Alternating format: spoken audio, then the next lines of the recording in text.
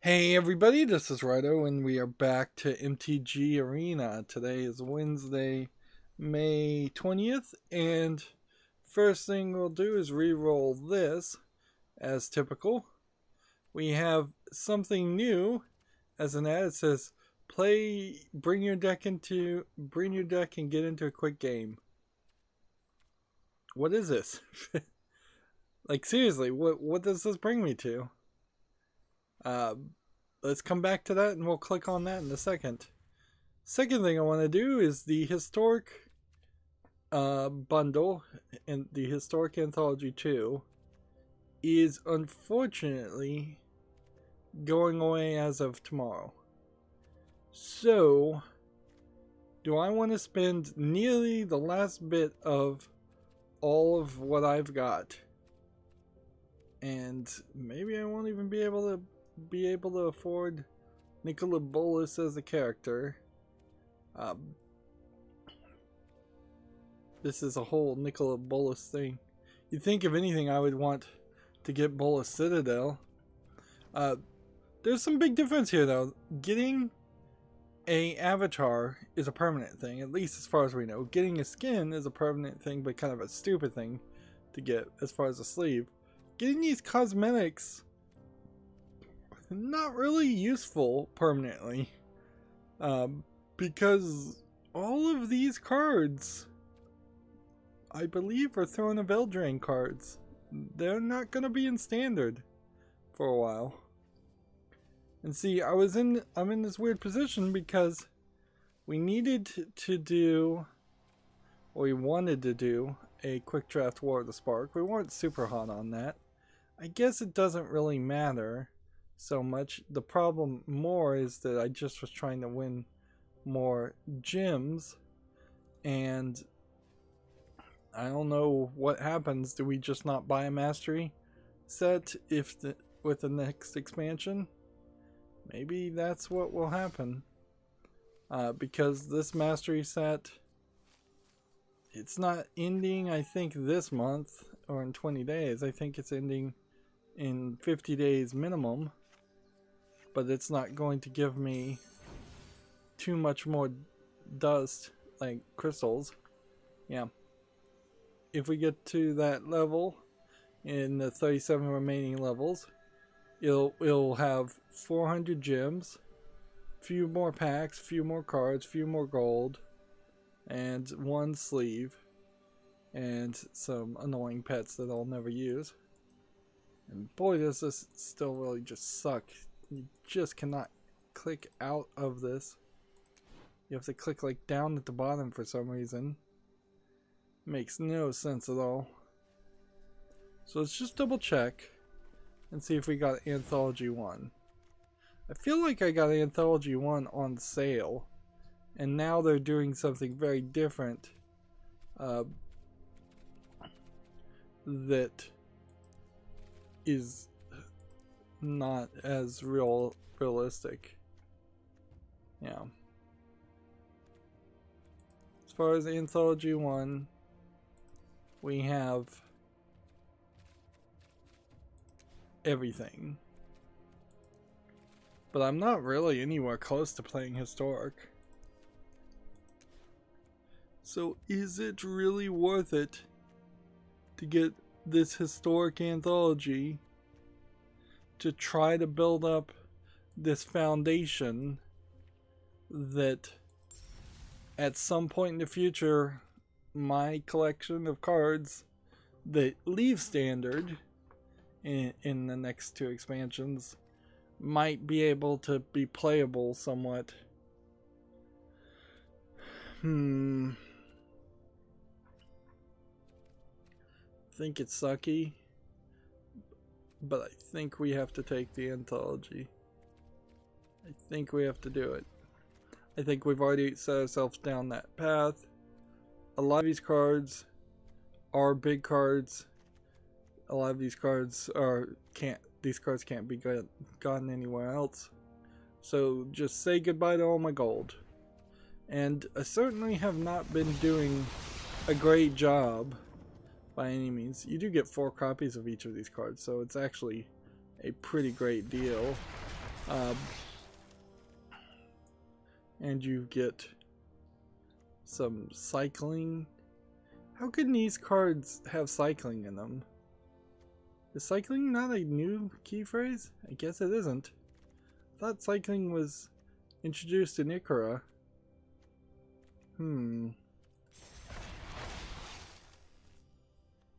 Yeah, it's not a bad collection of cards. That leaves me with 2,000. And then on the daily deals, let's go ahead and get... The name Nicole Bolas will resonate throughout the multiverse. I imagine we will not play as him for very long. I could go crazy and try and get a sleeve for 2,000. Let's just take a moment and look at the sleeves. Like, they're usually 4,000 if they're any value at all in gold. And then you have things like this. I'm not sure that these sleeves really disappear ever, and I think these sleeves are pretty worthless.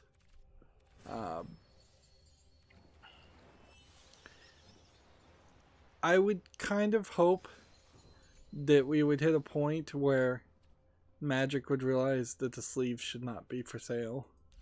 The pets should probably be not for sale. Instead, they should be rewards for getting the mastery set only. The avatars definitely shouldn't have been for sale. They should really just get down to the cards. And some of these card bundles don't look terrible, but some of these card bundles also are just skins for cards that don't have any real value. Like these hidden squirrel lands. As far as I can tell, there's probably a hidden squirrel drawn in each of these images, but in actually playing it, who cares about that? I'd much prefer something drastically different. Yeah, a lot of this stuff needs to be given away to players, loyal players who've bought the packs, who are playing every day.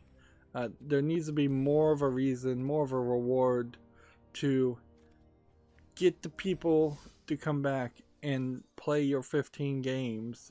Right now it feels like they're kind of punishing you for not coming back and playing 15 games every day. They're not rewarding you for showing that time and investment. And frankly, Wizards of the Coast just does not treat its customers well. Like, if you compare how I feel about Magic compared to Destiny Child, the gacha game, the Korean gacha game that's constantly selling you things. Like, every month there's a $90 to $400 worth of things you could buy in Destiny Child. I have never bought any of it, and I have been treated so well. It's amazing how nice Destiny Child treats its free-to-play players and its paying players. Magic seems to treat everybody like dirt, even if you did pay more. Yeah, going back to the story, let's just say we were a whale. Let's say we spent $100 to then get 20,000 gems to buy 90 packs. Is that a complete collection guaranteed of everything for Ikra? No, it isn't. I bet you probably would have to pay around $250 to be really assured that you got a full collection. But there's no other reward from that other than these special skins of characters. You don't get special tickets. There's no gem reward for purchasing extra gems. So all these little customization skin things are not worth it either. Yeah, it's just not good. It's just not a good way to treat your customer. Alright, let's not get into too big of a rant. I am in the position where I finally did start around the time I would like to stream every Monday, Wednesday, and Friday. But I do want to be a little bit careful and not go too long because I probably will get sleepy at the end of this. It is Wednesday, so I guess we could play a free brawl. Another great example of how they treat their customer terribly. Play as many games as you want until this point, and if you do, you get a card. I wish I could know if I already have this card. I've been ignoring Brawler's guild halls, but it seems like we've kind of hit a point of a slowdown at this point, because it doesn't look like there's really a lot going on, even with everything available. Like, I was gonna try and do this, but I don't have enough gold. So we're gonna have to get daily quests done, and I'm gonna have to really grind at some point. Let's go ahead and do a Brawler's Guild Hall. This will be interesting, because I haven't had a Brawl deck in quite a while. And there's probably a great argument to be made to think about who could I pick as a commander. Filter commanders. Alright. Devotion to Black is its toughness. Apparently this could be a commander.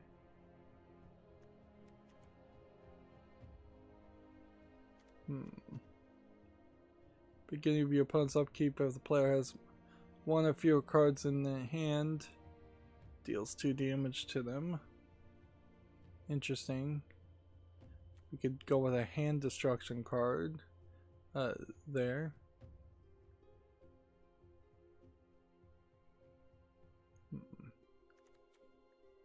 Let's see. This sounds great.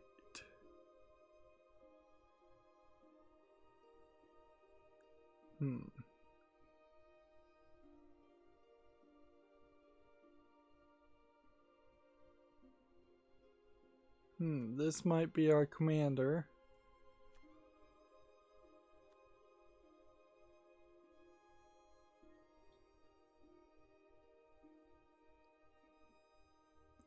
No, this is going to be our commander. Okay. And then what we want to figure out is, in commander, can you just play one card? Is that the trick that goes on here? I think it might be. So we probably need to figure out some cards we want to throw in here instead of playing a real strategy, or the current strategy.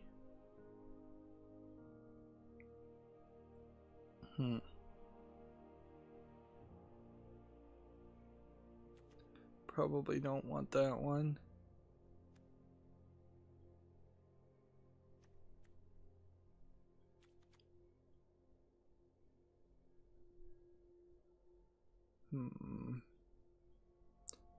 It's an interesting, almost Death Touch card. See, I just have a lot more cards now since the last time I played Commander. And I probably did miss some stuff. Like, I probably swore off Commander a little too quick. And because I did that, that probably was a mistake. Let's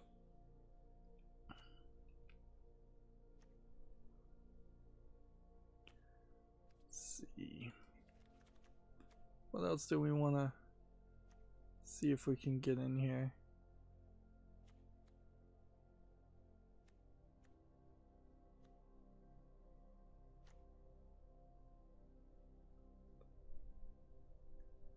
Zero 01 goat. when a creature dies. Do I have Bolas Citadel in here?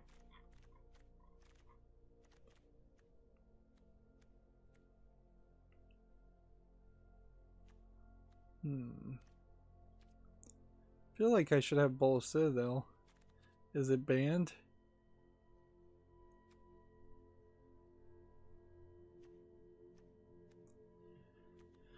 Well, this is almost like doing a draft, I suppose. And it is something I guess I needed to do. Let's figure out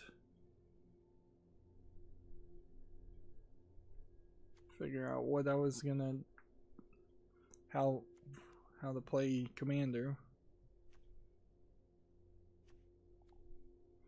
It is fairly obvious, though, that Commander really is still a older Magic player's game for people that have lots and lots and lots of Magic cards.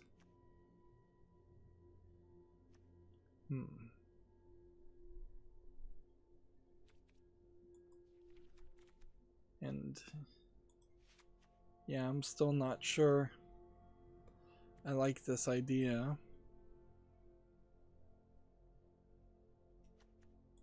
It's probably not too bad.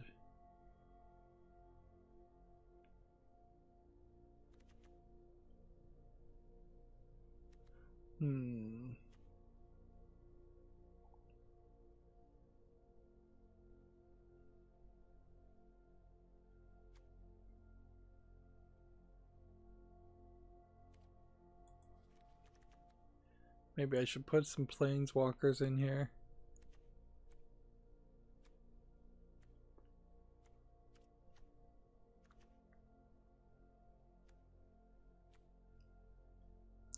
Yeah, and I'm only going to be making a slight improvement, clearly. Like, there's really not a lot of room here to make a ton of changes.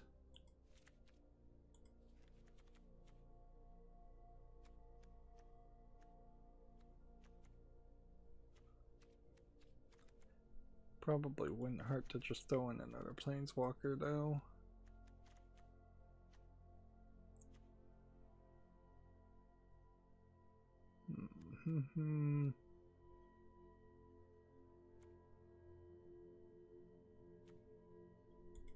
That's not bad.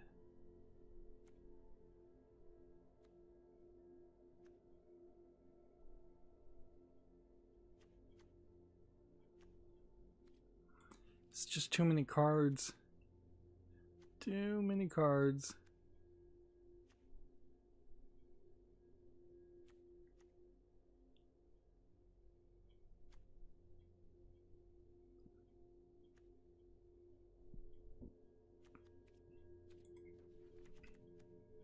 And I guess I am still just building around a black deck concept that really feels like it should be thought through a lot more. Yeah, particularly in Commander, this would be a good point to think things over and decide what things, like what deck I should play, and probably just go look up a deck and see if I have the cards for that deck.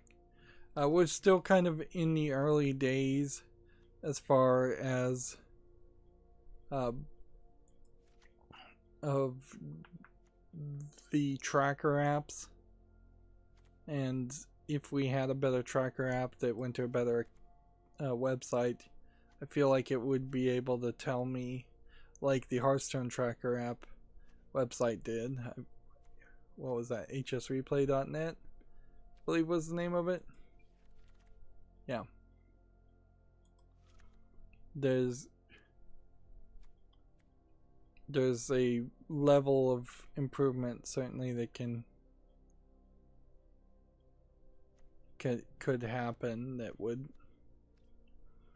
would let me way quicker know what decks to play and how to play them.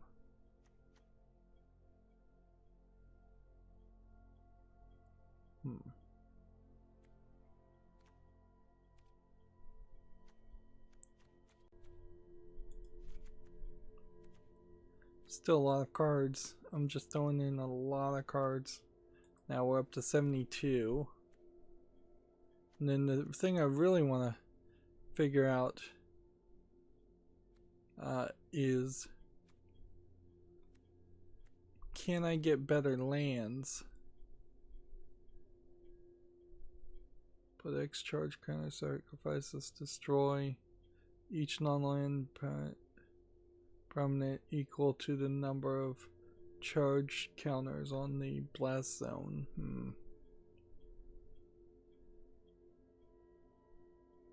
That might be alright, because you can still tap it for a colorless mana.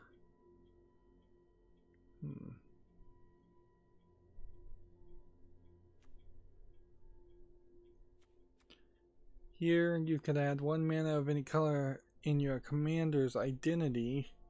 I don't know why you'd want command tower instead of just a basic land, unless you were doing something different.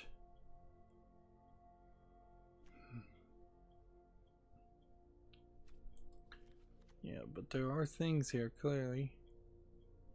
Evolving land, search your library for basic land card. That's probably a good move. Because it removes randomness. Search your library for basic land.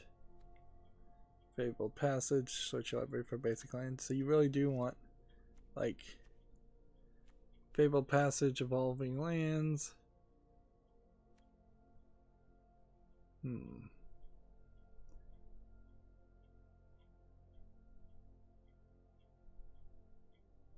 This one dies if you don't pay 1 mana. That's kind of useless. This one gives you 1 life every time you claim a cast a planeswalker.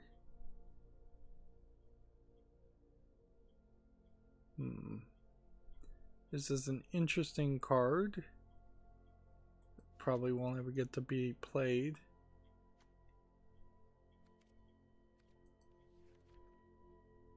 Now, are there any colorless commander cards we want to do?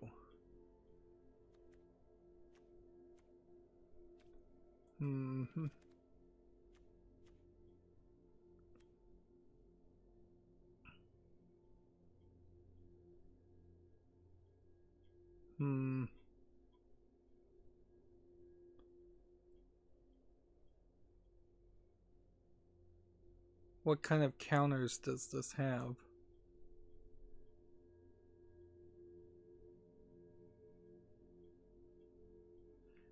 The Ozolith seems to collect counters, any kind of counters, from other creatures. And then when it breaks, you can put those counters on some other creature. Interesting idea. Definitely would need a strategy for that. To play something like that.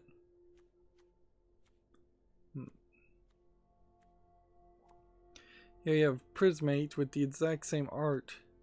Just one is a reprint, one isn't. Man. They really need to address this.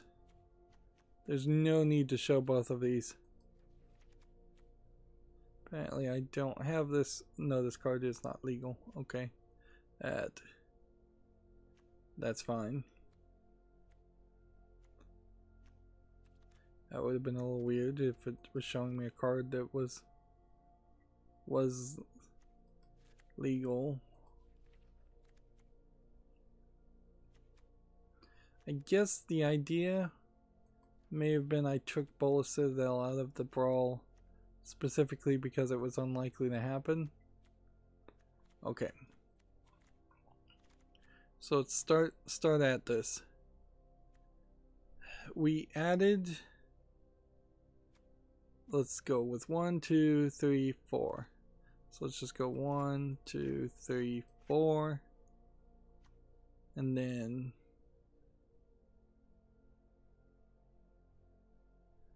equal the number of cards in your hand if you draw a card. Like, I don't know why I would need a desperate card like that. That seems kind of bad. That's good. That's good. That's good. That may not be that good. That's good. That's good. That works. This creates tokens if things die. I don't think that's particularly useful.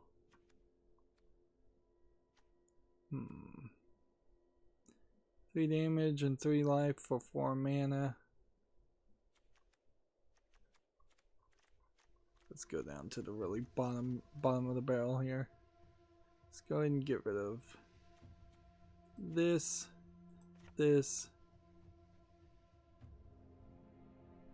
Am I gonna pay a lot of life? No.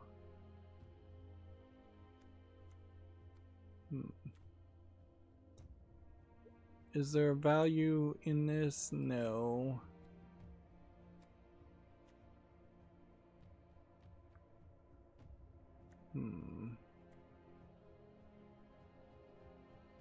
Let's get rid of that. Let's go ahead and get rid of that.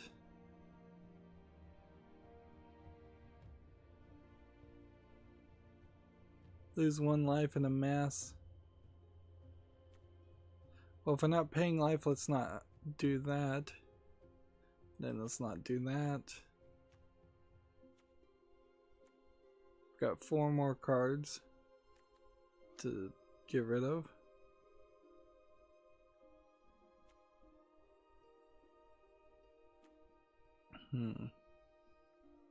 Let's get rid of this. That's not useful. Get rid of that.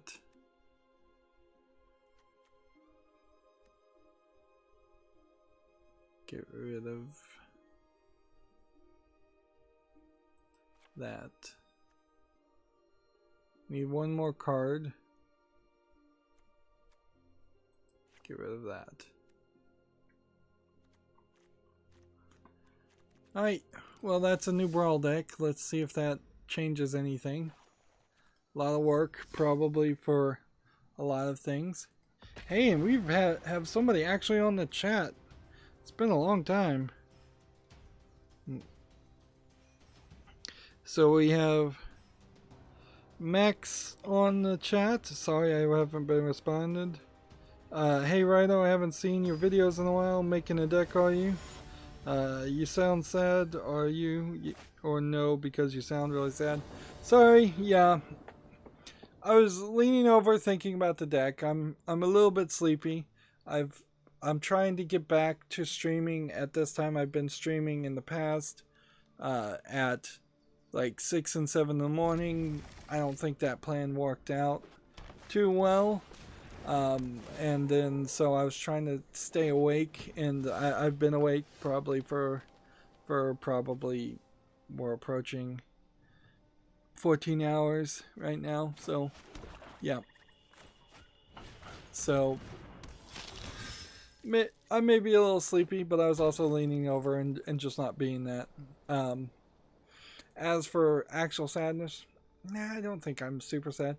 I mean, I could certainly whine about stuff. My YouTube sucks for all creators, and my YouTube channel's certainly not doing as great as I'd like it to.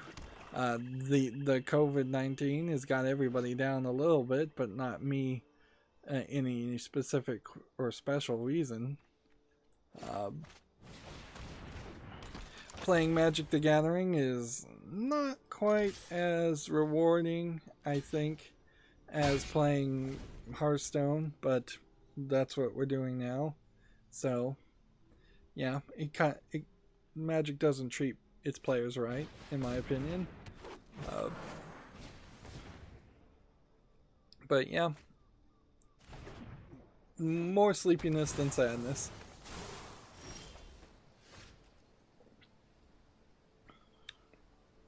Although I do also have an increasing plethora of things that are going wrong with my body. In fact, I just leaned back to drink a drink and caused my back to spasm some more. I've got, like, I think a slip disc and sciatica, which is like pain in the hips or the legs, and it's just constant and not really going away. So it becomes, oh man, why did I do that? That was dumb. It becomes more and more of a hassle to try and record and stream because of just it becoming more and more painful to simply sit in a chair for several hours.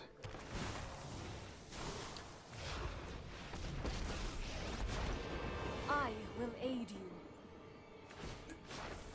Be wary of the ground you walk on. Yep, I was making a brawl deck in case you didn't catch that part.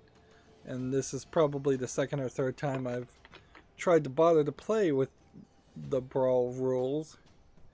And really just want to get a quick disconnect victory. Now, I guess you can't have companions in brawl. At least the way Magic Arena is doing it. Because I don't know how that would work. Maybe it would, maybe it wouldn't. But that is something to, I guess, to think about. I think I think I saw a video saying that, at least talking and theorizing about how Brawl is going to have to think long and hard about how they deal with companions, because it kind of ruins the game.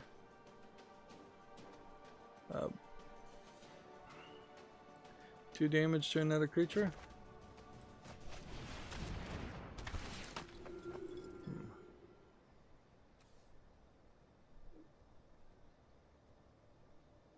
Decline. It's 2 damage to another creature you own. That's not useful. Yeah. Let's see. Max says, your channel can be better if you play some very new popular games, for example playing Cyberpunk on day one, on it coming out. That can give you weaves, WEVs, and I think you meant views and subs. With some other games, I don't know what you like. I like not paying full price for video games. And I've tried that a couple times, and it doesn't work. It doesn't work, at least for my YouTube channel at my level, and the way the YouTube algorithm has placed recommending my videos. I tried it with The Witcher 3, which was a game I got for free for buying a video card, so I played it day one, and I think I may have even live streamed some of that. I tried it with Control, which was a game I got for buying another video card that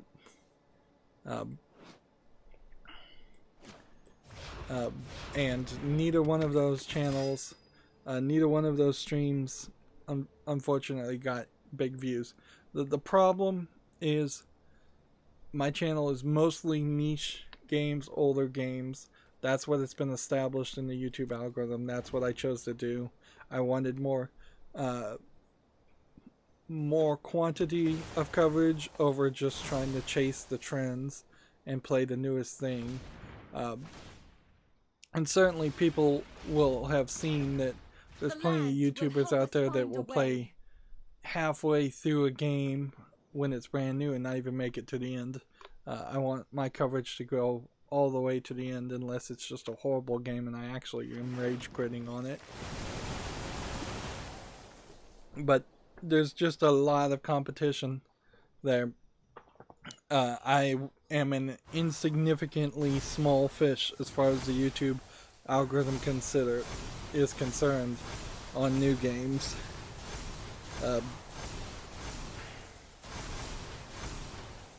Now, I could turn it around and say if somebody wants to be ever so gracious to friend me on Steam and gift me a pre-order of like the deluxe edition of Cyberpunk 2077, well then I don't have to pay that full price money. I would be an idiot at that point not to cover that game day one. But I doubt too many people are willing to take me up on that offer. And even when that has happened, and it has happened in a couple times where people have gifted me games, I've been fairly bad, and I've been very guilty, felt very guilty about getting around to actually playing them. But nobody's gifted me a brand new game. YouTube just really doesn't want to support gamers. Now, on the other hand, there might be some good news in this as we start to think about talking about the video game news today. Because Twitch does kind of feel like it is perhaps falling apart at the seams, and more people seem to not really be enthused with dealing with Twitch. And Mixer unfortunately hasn't gone anywhere. Spotify might be getting into the video business in the sense that Spotify has announced that they're going to have Joe Rogan's video version of the podcast streamable. So there very well may be a future in the next couple of years where Spotify is the new place where gamers upload their streaming content instead of YouTube, and more competition would be better at the very least. There are BitChute and Library, LBRY, alternatives to YouTube that are trying to grow, and there will constantly be other services like that where I could potentially be one of the few channels that posts to a new service that actually explodes. Because yeah, I really don't think anybody who isn't getting special treatment from YouTube is capable of succeeding nowadays. 5 years ago, you weren't probably even capable then.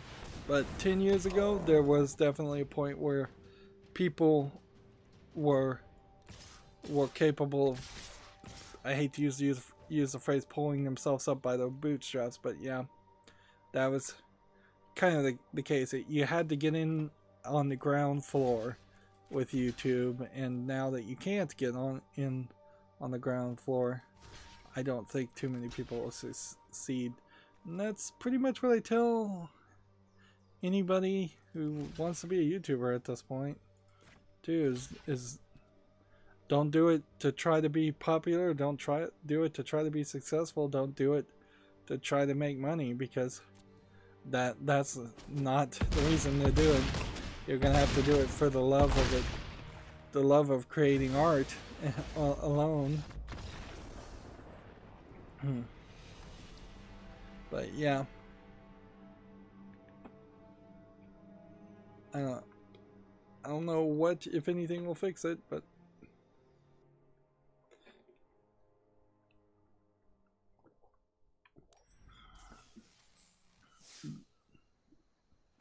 now do I want to try and change this brawl deck, or do I want to just try and see if I can get a quick disconnect? Because clearly this brawl deck needs more work. Let's give it a second game and then move forward.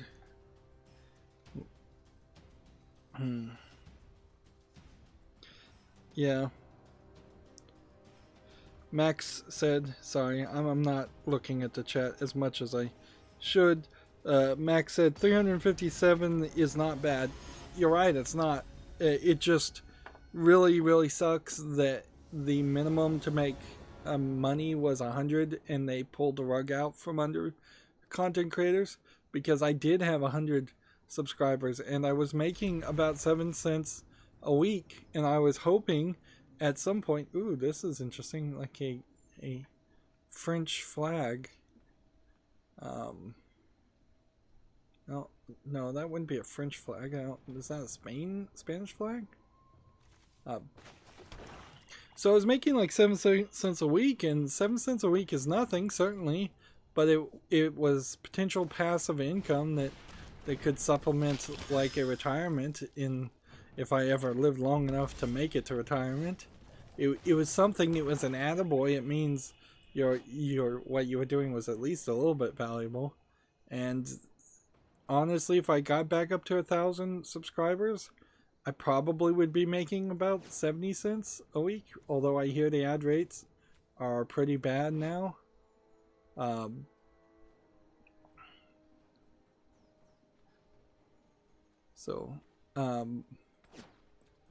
But yeah, ideally, if I could get even to $100 a month on a YouTube channel, that would have been nice.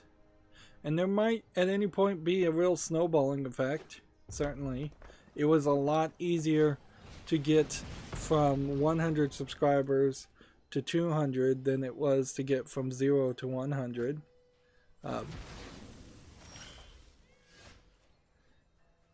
But yeah, I've been also doing this for too long. It's been, I think, 5 years. And that's a little too long to be doing this for free. But yeah, I am proud of all the subscribers I've got. Max continued. And yes, YouTube sucks sometimes, yeah. And what really sucks about YouTube, and I'm certainly not making this situation any better, is that because YouTube sucks for the creators so much, the creators constantly have to complain about YouTube to the viewers of YouTube, and it would be much better if YouTube would just treat its creators, which are effectively its employees, whether they want to admit that or not, better, so that we could then make a better experience in general for the audience.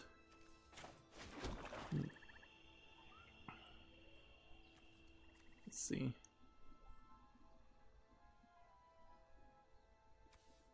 How can we...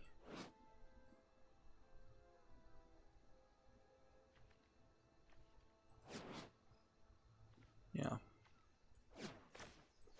I want this on the field.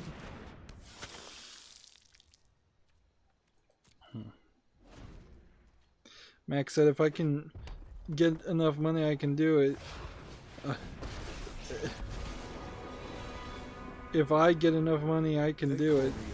It won't be wasted for your channel, smiley face. Alright, I won't hold anybody to any promises like that, but it would be nice. Like, I am somewhat hyped around Cyberpunk 2077 in particular. And that probably is going to be the only major game that comes out this year, if it even comes out this year. So, yeah. I definitely would like to play that brand new, and that would be a big popular one. But I am also trying my very best to not get overly hyped. Can I play this, or do I need this? I still need the mana, right? Yeah. Let's go ahead and attack this and see what happens.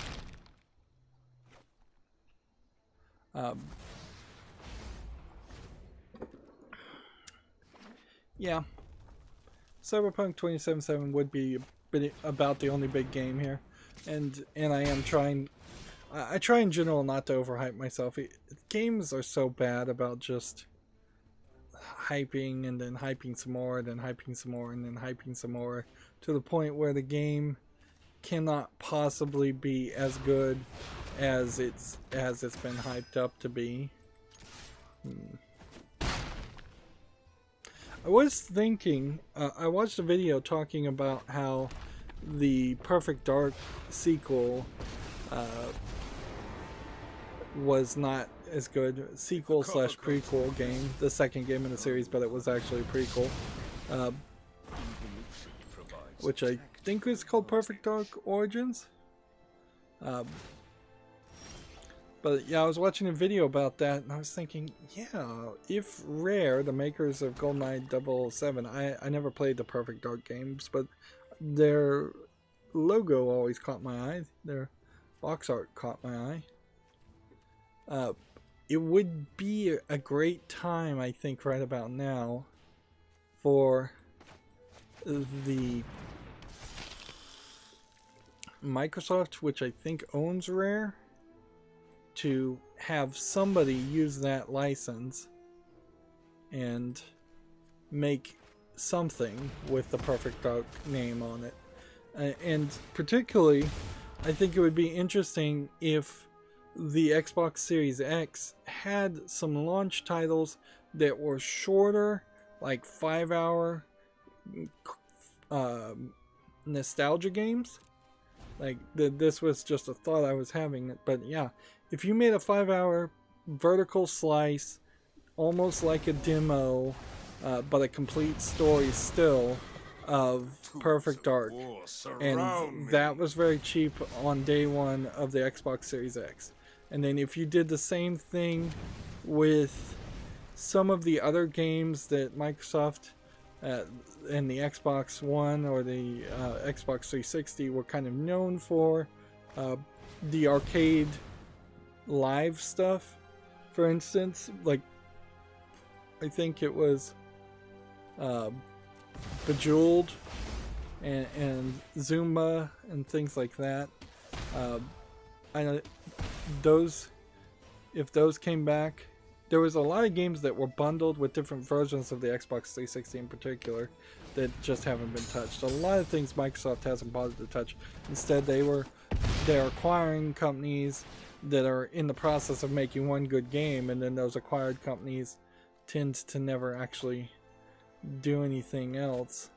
And I think Rare would be a great example of that.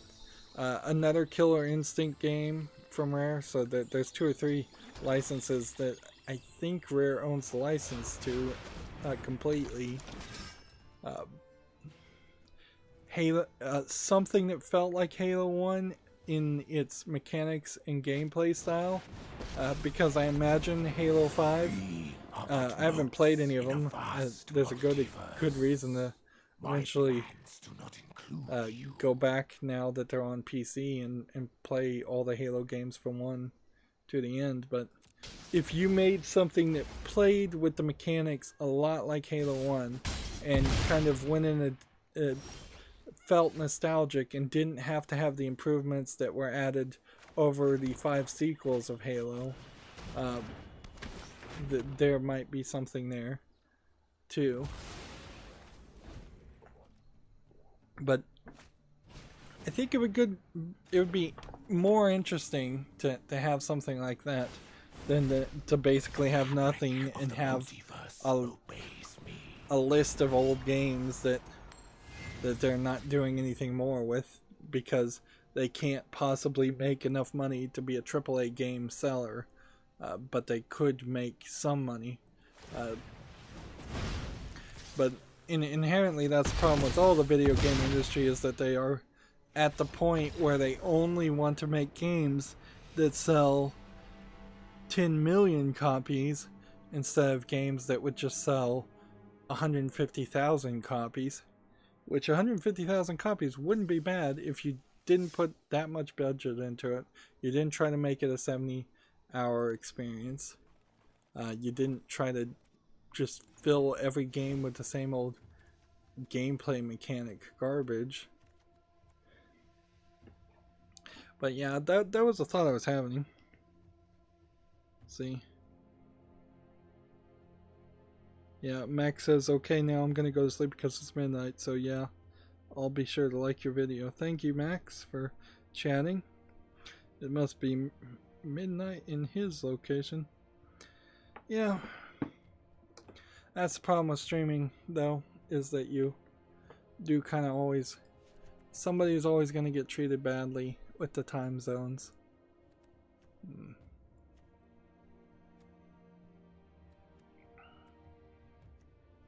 Let's see if we can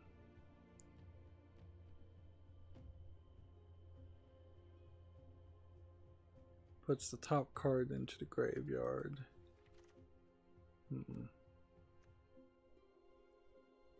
Put that back into it. I think we'll probably try and have some lower cost characters, because I'm having definitely a problem with certain cards not having enough characters on the field. And I think the general idea is that in Commander you should have more characters, more creatures, less spells.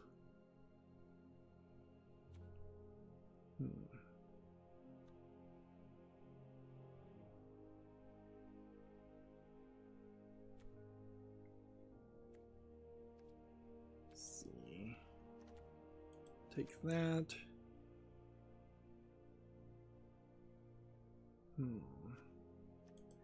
Take that. Take that. And then I'm going to take out 3. 1, 2, 3. And then I think we'll take out this because I don't think that's as useful. Apparently I still have 2 cards I need to get rid of. Let's get rid of that. I didn't get anywhere to play half of these cards in those 2 games. Get rid of that. There we go.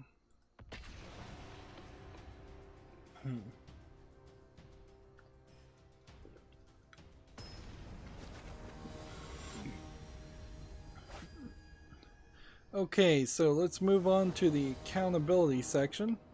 I've been playing for Halloween month I guess I can free mulligan, and I probably should. The first of the Nonary games, Nonary, which is called, in short, 999, which in long it's something like 9 doors, 9 hours, 9 lives. It portrays itself like a Japanese animated style Saw movie, but it really is much more of a visual novel with a minimum amount of pretty bad escape the room puzzles on top of it. It was originally a Nintendo DS game, and then I think it got slightly patched.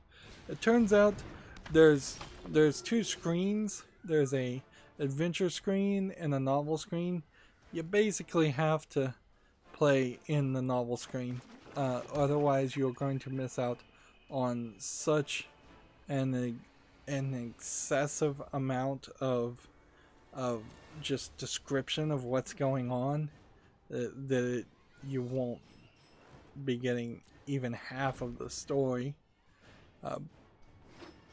The game is extremely long, as most visual novels are, so I'm doing 1.5 plus episodes, and most of it is just letting the characters talk and then putting commentary in between it, and then having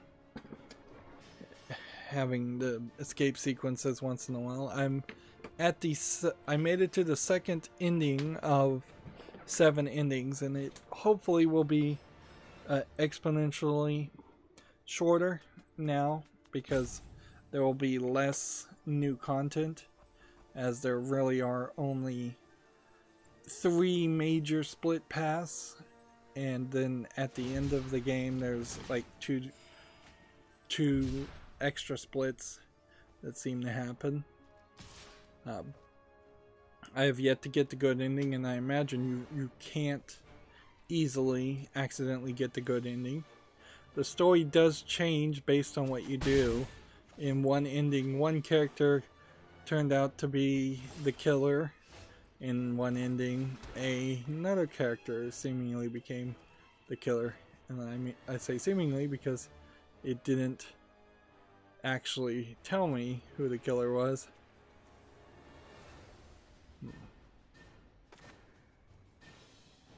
So, yep, now I'm rewinding. You can rewind and skip to sections, so it'll be fairly easy to skip the parts that don't matter. But it really only slightly takes from the Saw movies and the Jigsaw series, when I was hoping it would be a lot more. There is a flaw in my thinking pattern, certainly, because in Japan you're not allowed to show dismemberment, gore, and things like that. You can't show fingers being chopped off, because that feels like it was a Yakuza type thing. In fact, there's at least apocryphal tale of how Mickey Mouse has his fingers added so it doesn't look like Mickey Mouse had a finger chopped off by the Yakuza. And you can't show disembowelment or beheadings and things like that. So like the Resident Evil games in Japan are not anywhere as gory or bloody. And I imagine the Saw movies, if they were ever translated and went to Japan, would have had to been heavily censored and edited.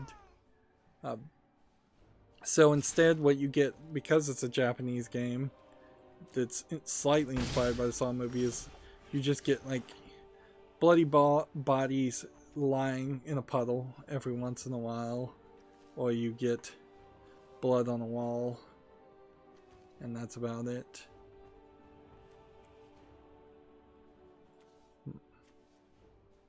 I'm gonna play this because I think this is needed. I'm gonna play this since I can. Then I'm gonna end the turn.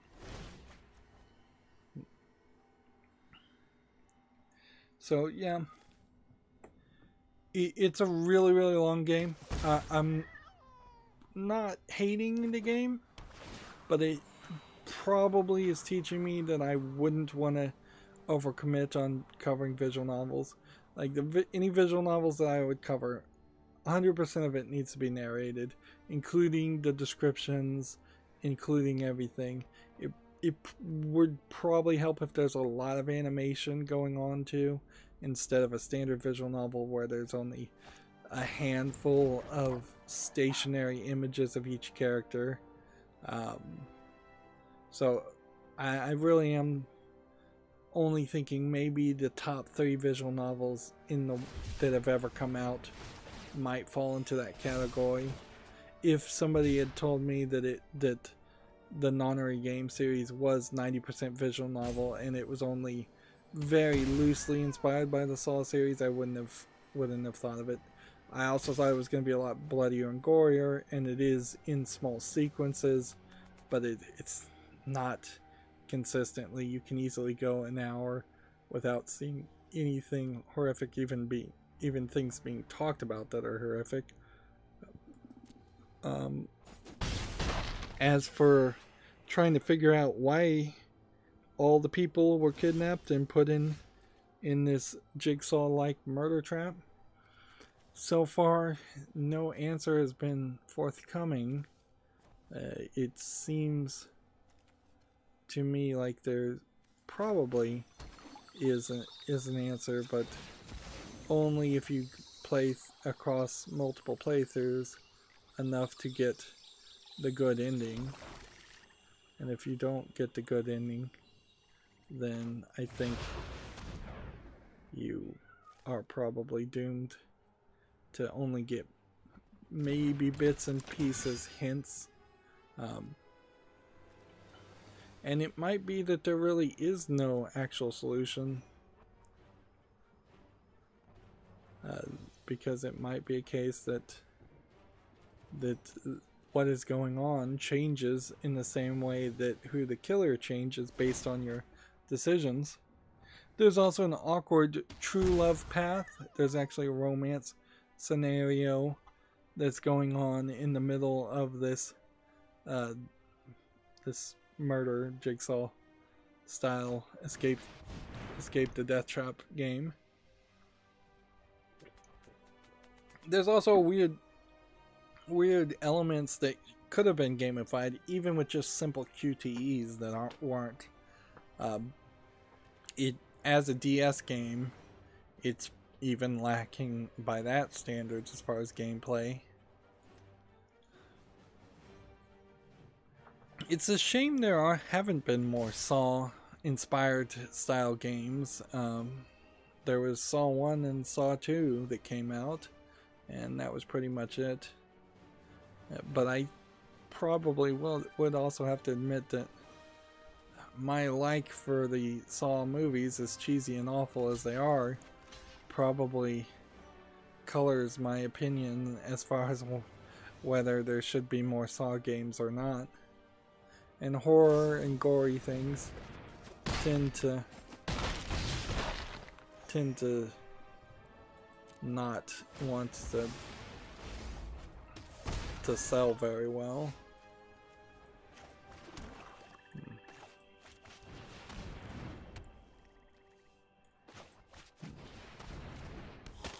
So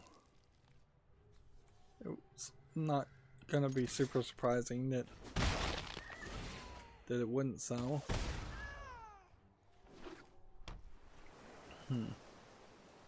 But yeah, that's what I've been mostly doing, is just playing 999, and I'll still be playing it for a while. I need to upload more videos just to make room, since I'm taking up so much space with these hour-and-a-half videos.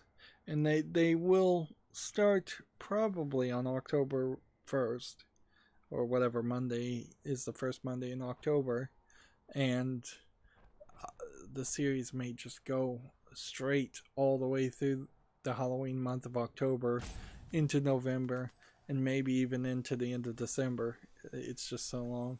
And I was hoping to kind of have a faster experience going through it. I don't know why. Whenever I cover any game, I usually take at least a few hours longer than the average player does.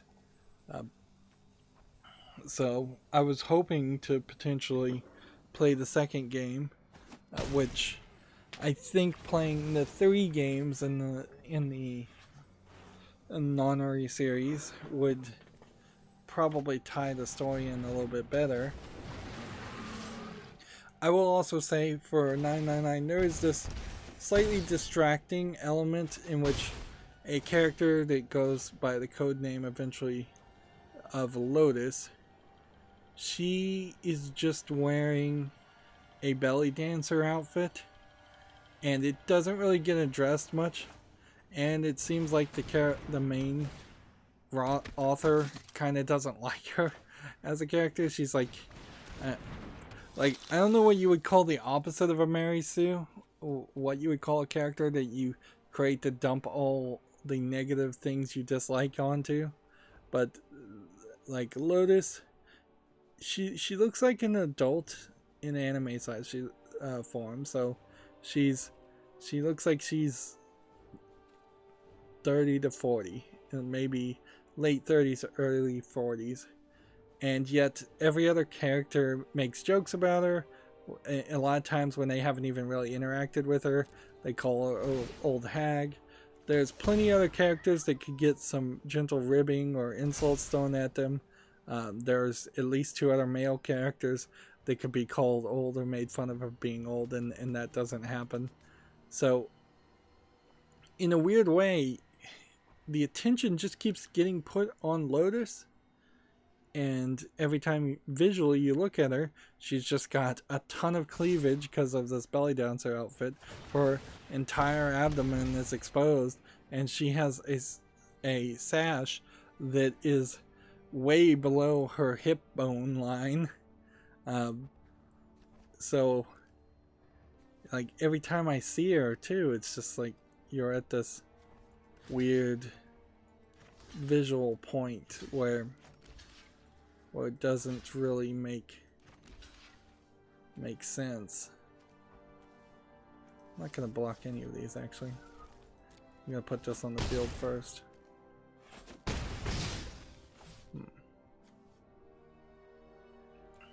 So yeah, whenever she's in the story, it's she becomes a distraction, and I've had a real hard time getting away from being distracted by her. It's hard to pay attention when she's on the screen.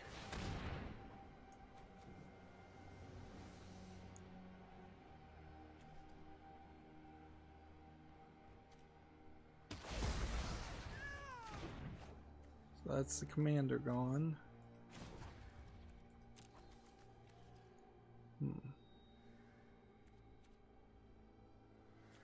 I'd like this on the field. Whenever a creature you control dies, each opponent loses 1 life. You gain 1 life. Whenever a creature dies, deal 1 damage to each opponent.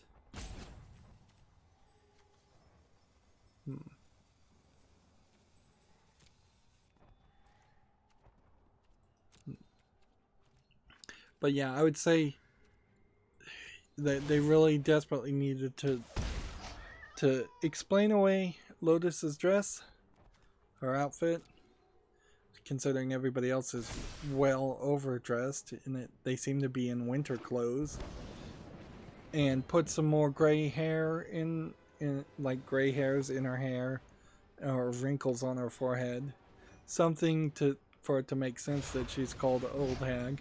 I think there's a lot of localization issues there. I mean, it's certainly a anime trope of sorts to make fun of people, make fun of women and insult them, and she does get mad at people, violently mad when they call her old. So they are trying to be, I think, a little silly with it, but it doesn't really even make sense in this scenario where you have 9 people who have been kidnapped and they've been told they're in a jigsaw style death game and they have to escape, and they have 9 hours to escape before they die. Like, you would think some of that would sober up the people, but it doesn't. There's an entire path I went through in the first playthrough where people are just joking around and goofing around. Seems to happen quite a bit. There's an entire path where your romantic interest is really just like flirting with you and fantasizing about sleeping with you. It just doesn't make sense in the scenario you're in. And there's, I suppose, in the evolution of death games as depicted in anime, anime tends to give the characters almost this psychotic, gleeful love of being in a death game. Like, you end up seeing a lot of people that just love, once they get the excuse to be a psychotic killer, they love embracing that, and then you run into what is effectively just an action series where the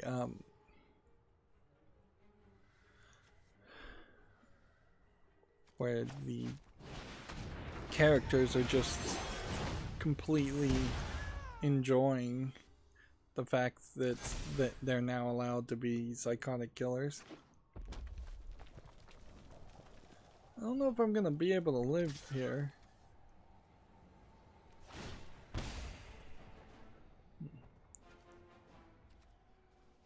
Do I want to block?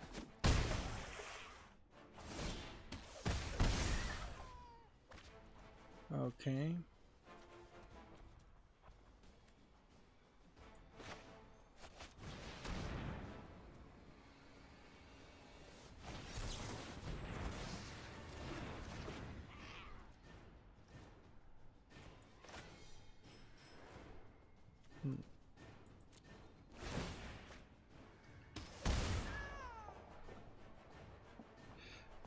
It's gonna be weird, certainly, as I wrap up the accountability section here.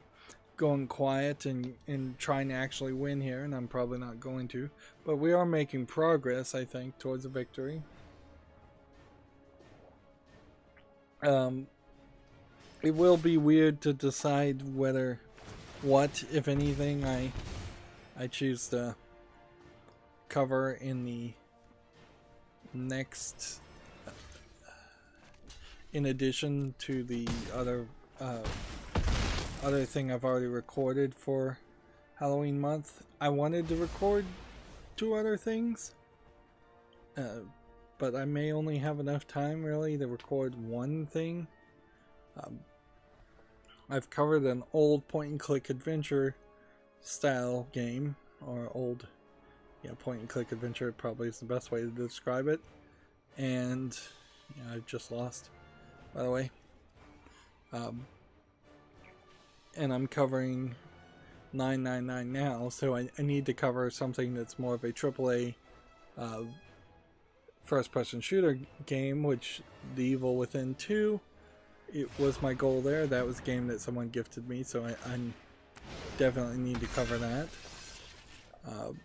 But there's definitely room to try to cover a couple other things for Halloween month. This is the point where February this year, or around February this year, I decided just to do a second Halloween month, is because it just happens to be an issue that there are always more zombie scary games out there than you can play in 1 month per year. And I don't want my content to be all horror games all the time. If it was going to be all horror games all the time, I'd figure out what this new Siren Head character is all about and play whatever games are highlighting him. He seems like he's the new Slender Man, for lack of a better term. Alright, we have a decent amount of news, and so we need to start covering it. I probably should concede, because unless this guy's going to go easy on me, I'm kind of doomed. See, if I could do 2 more damage, then after he attacked 4 times, let's try this.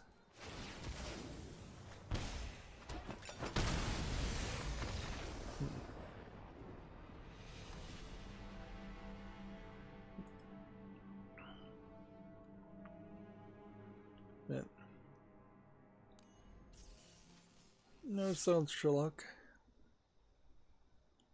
Let's just jump into another game and give it a second try.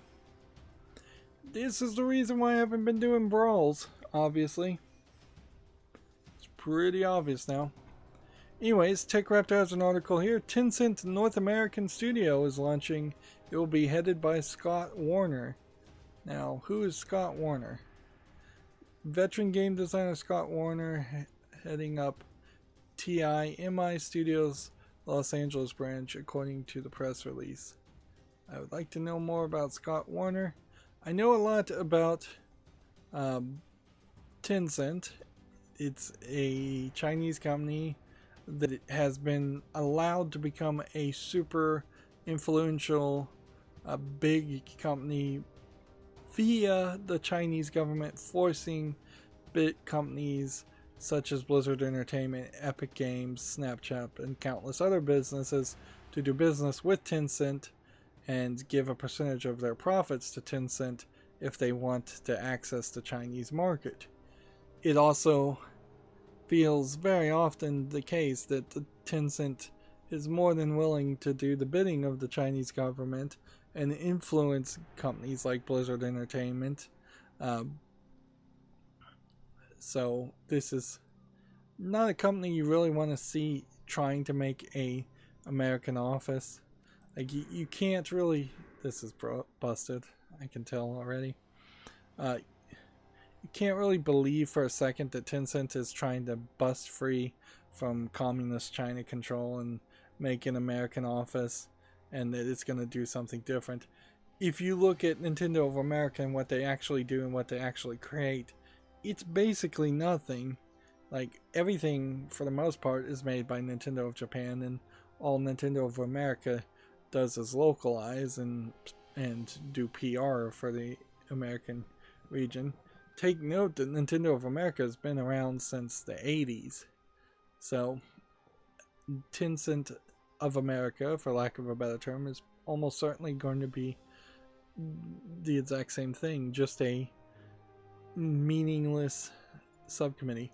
On the other hand, Sony Interactive Entertainment, the PlayStation division, seems to have completely been allowed to take control of running the PlayStation instead of Sony of Japan controlling it, which seems insane. And we've heard plenty of stories to give reason to why that seems insane. But yeah, the last thing I would ever want to do is allow a bunch of pro-censorship SJWs out of California to run Sony. But they're doing that, and it probably is just an indicator that Sony of Japan has, for some reason, decided that they don't care about the PlayStation brand anymore. They gave up on the Vita brand, which makes sense. It's been quite a long time since Sony proper has done anything with the Vita, but it would be very weird for them to just toss in the towel and give up.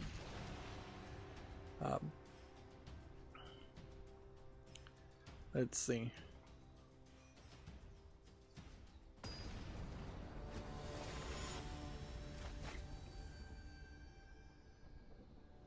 Let's see.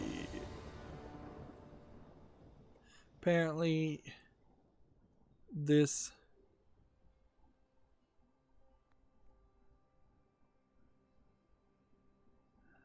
company, Tencent, has worked on Honor of Kings, Arena of Valor, Crossfire Legends, and most recently Call of Duty Mobile. So it might be that it's MMO games and mobile games that this Tencent America is going to work on.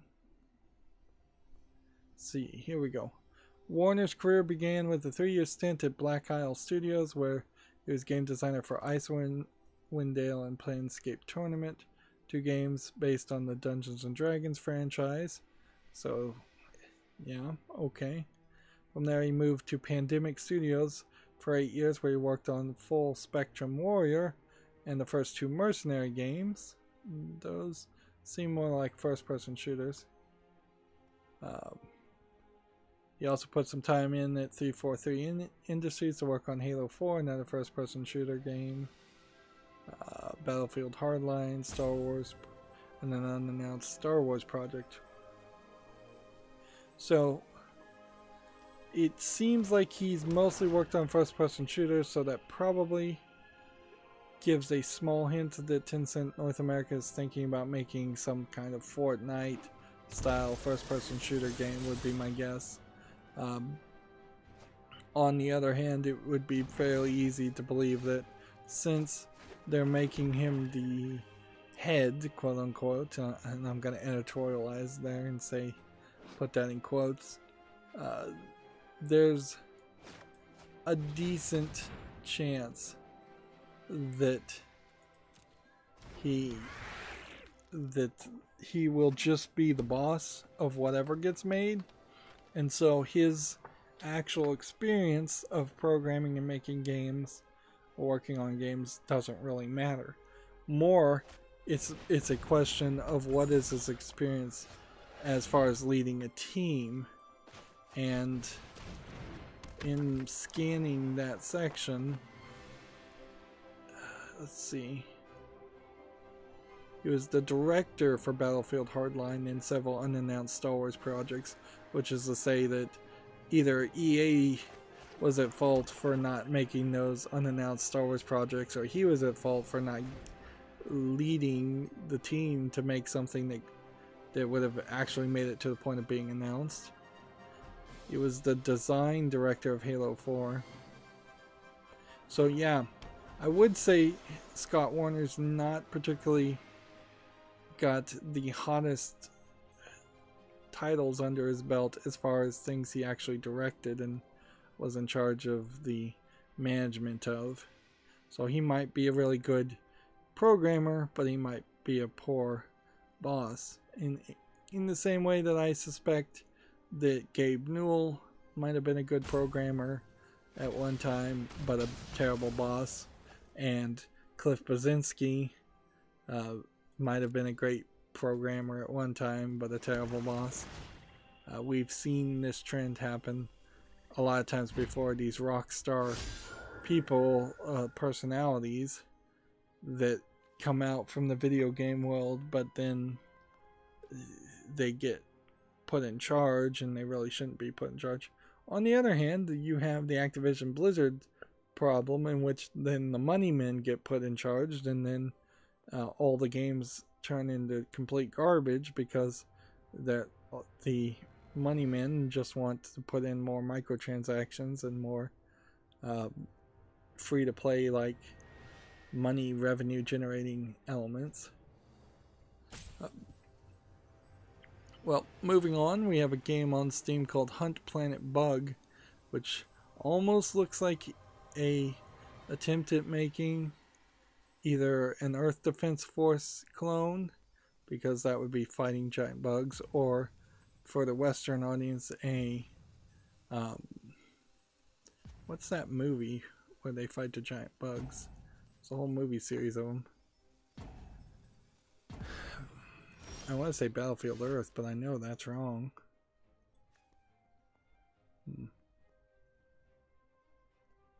Death Touch. A vampire. Just going to put that on the field.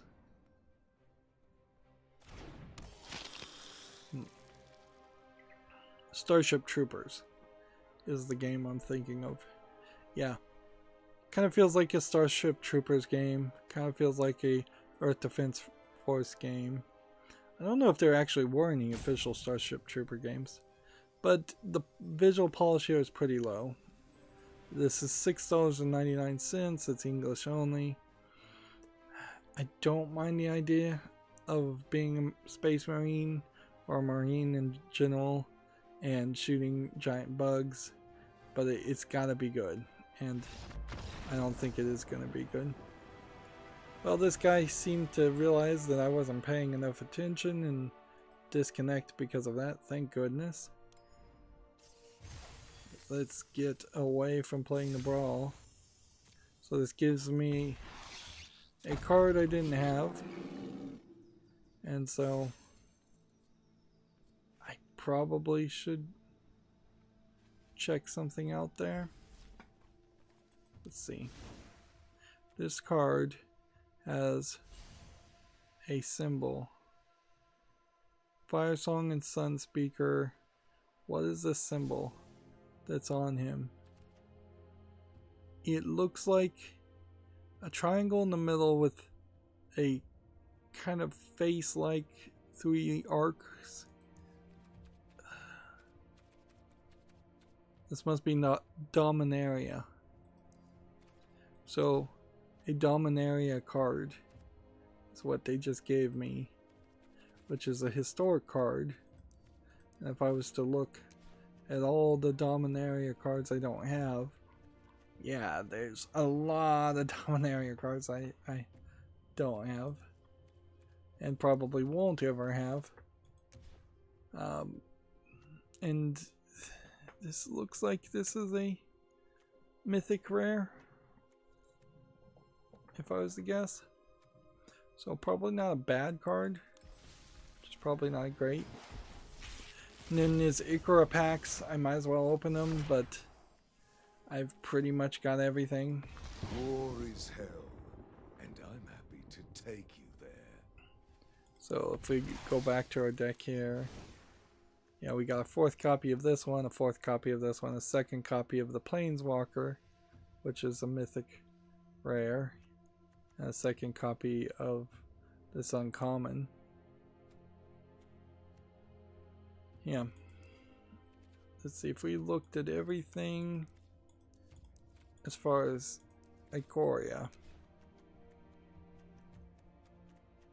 I probably could do 1 or 2 more drafts in Ikoria before I'm going to hit a point where I pretty much have just 4 copies of everything. And I don't think there's anything I don't have at all for Ikoria. And wildcard wise, like, I probably wouldn't hurt me to craft 4 copies of every uncommon I already have. Like, I could probably do that fairly easily. It'd just be the mythic rares that would be the problem.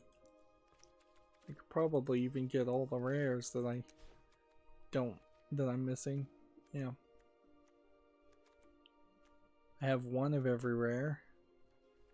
It'd be kind of expensive to try to get 4 copies of every rare. Or mythic rare.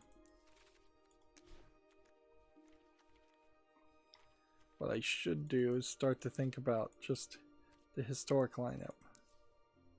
Show me everything I'm missing as far as a common card in this.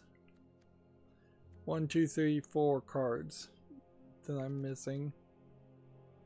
So I could do that. It would be expensive though. It's to get all the uncommon cards. All the common cards we don't have. I could easily do this. And this is probably not a bad idea to do this, because then this would lock down all of the historic cards that one might get through some other reward sequence. So if I eliminate them, there might be something interesting there from that. Yeah, I think that's kind of what we should do. So we should just fill out our historic collection.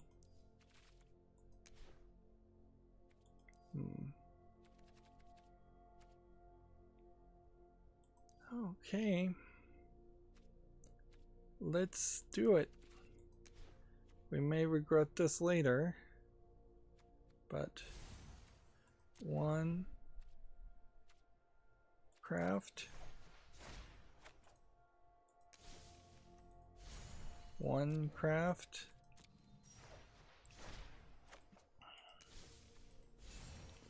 1 craft,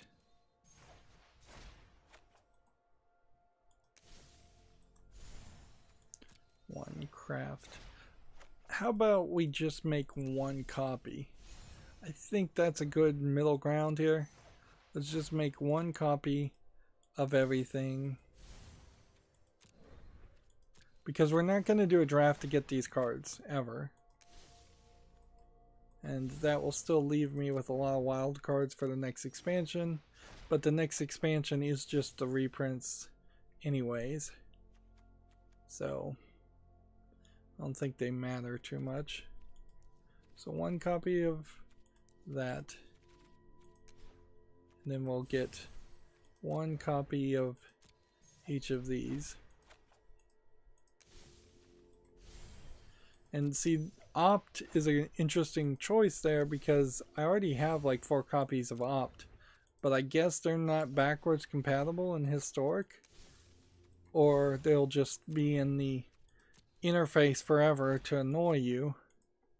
So it probably is just better to do this. So there we've got 1 copy of each of those. And then we'll do this. This could also be really stupid. I wouldn't be surprised if there's a really great argument as to why this is really stupid. But I'm doing it anyways. So 1 new copy of those. And we'll look at the mythic rare cards, and we don't even have any. Alright.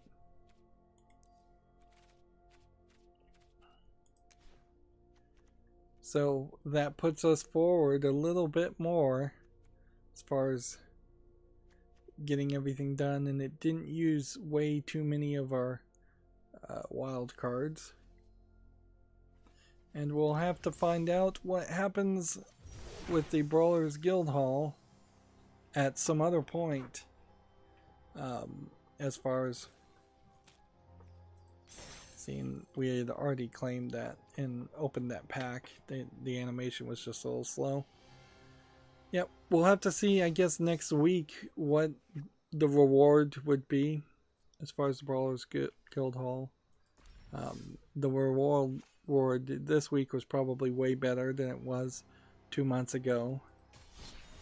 Alright, so now we can just pay little attention and just play our standard deck, which I still need to play that.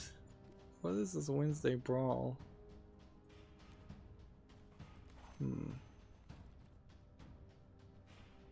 Play a game of standard built around legendary creatures or planeswalkers. So what I just did was a Brawlers Guild Hall, which is different than a standard brawl. Okay. They've decided, I suppose, to not highlight and show these standard brawl things, which were costing money for a while, and maybe they've decided to stop charging people to buy brawling passes to be able to play brawl whenever they want to.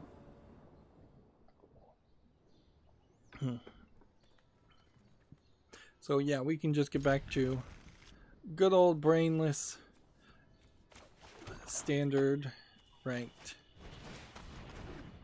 Moving on, Gamer Sutra has an article. A mobile battle royale title, Free Fire, just hit 80 million daily active users.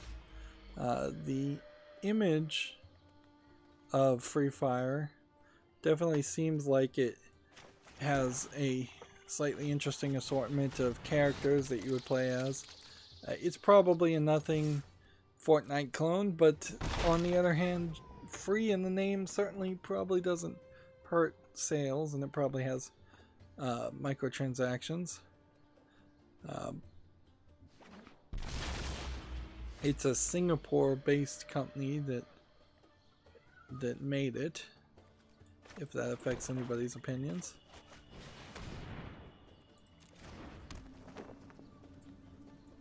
It would be interesting, and I suppose I just don't know when Fortnite will stop being popular and the kids will move on to something else. The summer is quickly approaching, so it wouldn't be surprising if kids decided to play something different this summer instead of Fortnite, but it could be also due to a lot of circumstances that kids just fall back to the classic, the familiar of playing Fortnite or Minecraft and things like that. So there may not be any new big game this summer. I imagine video gaming in general will go up this summer for kids compared to going outside and playing, or going to like a public pool, or hanging out with their friends, or doing anything social, going to camps.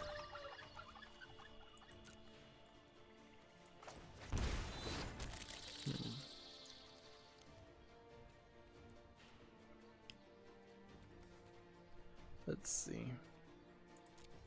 I was short here. I have 4 plus 3 plus 1, which is 8. I need 2 more creatures on the field. And then I've won the game. TechRaptor has an article. New Game Plus Expo announced for June 23rd. List of 14 publishers revealed. So, yeah. Let's see. Which of these do I recognize? I don't recognize these first two. Arc System Works America. I don't recognize. But Idea Factory I recognize, and looking at these names, it feels like almost all of these are American versions of Japanese companies, with the exception of Way Forward, which I believe is an American company. Inti Creates could be an American company, or at least not a Japanese company. But yeah, the vast majority of these look like they are Japanese game companies, probably going to promote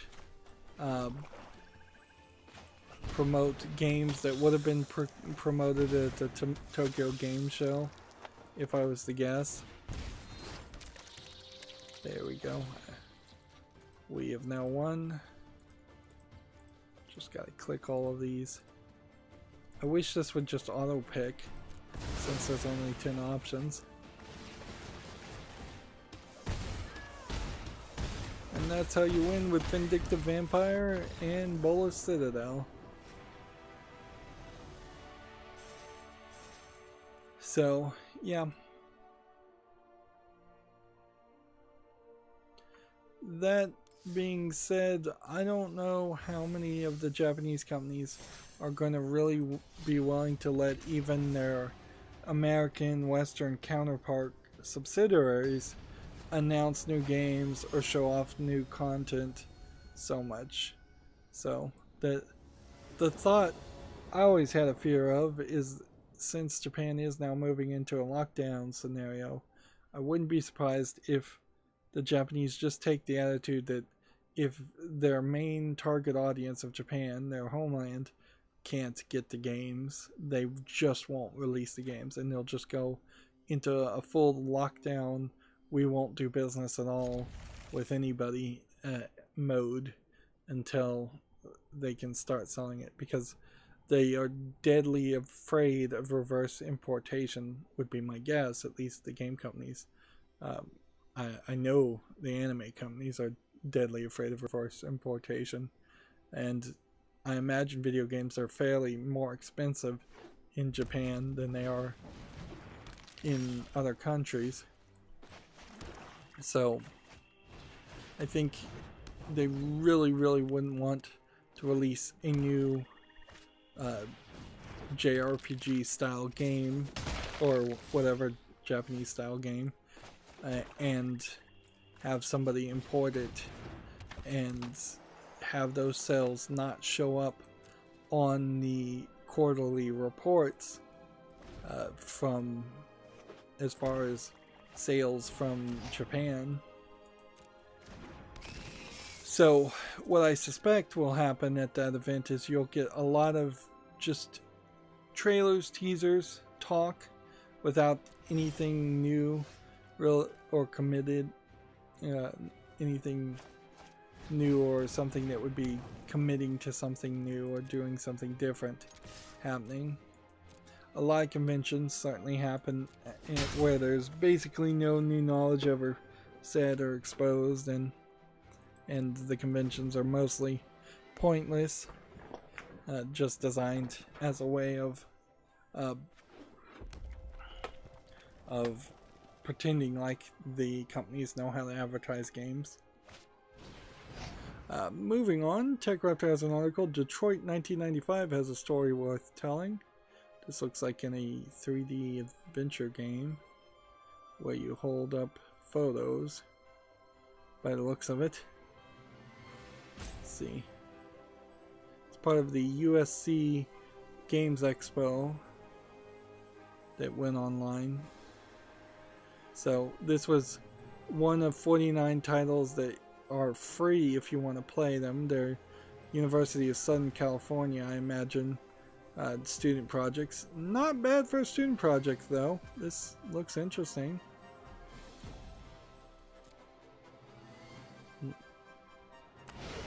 But I'm not going to go to a third-party website that I'll forget about to talk about a student project, so it's kind of a catch-22. I say I am willing and happy to highlight student projects on Steam, but I'm totally unwilling to spend the extra effort to highlight a student's project that's not on Steam. It's really an unfair stance I've just naturally evolved into.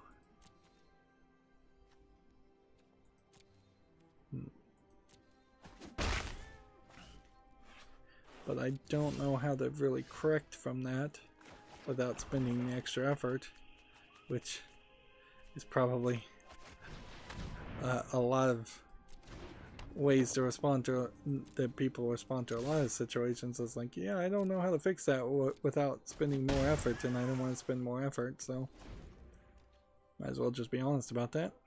Moving on, we have a game on Steam called Victor Crysworth, which is tagged as a visual novel and an action adventure. I think action and visual novels are broken, are conflicting descriptors.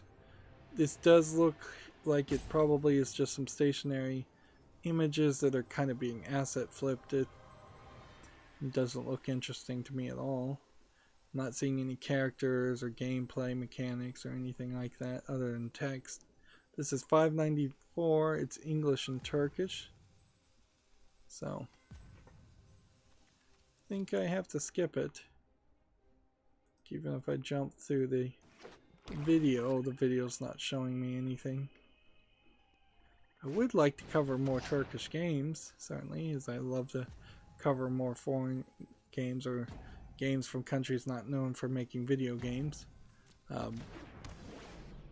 But yeah, the game has to still be good.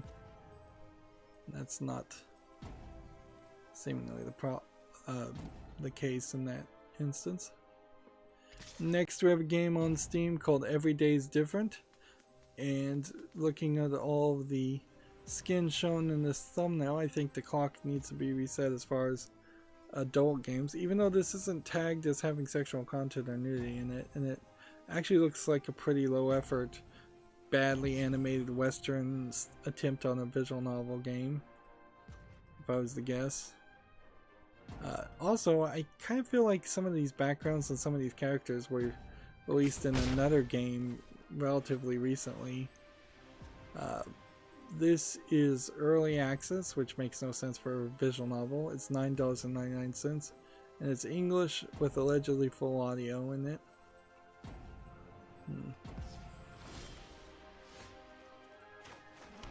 Let's see. Play this. So the trick here is just to stay alive and keep Bolus set it up. Now, play it next turn, make enough health.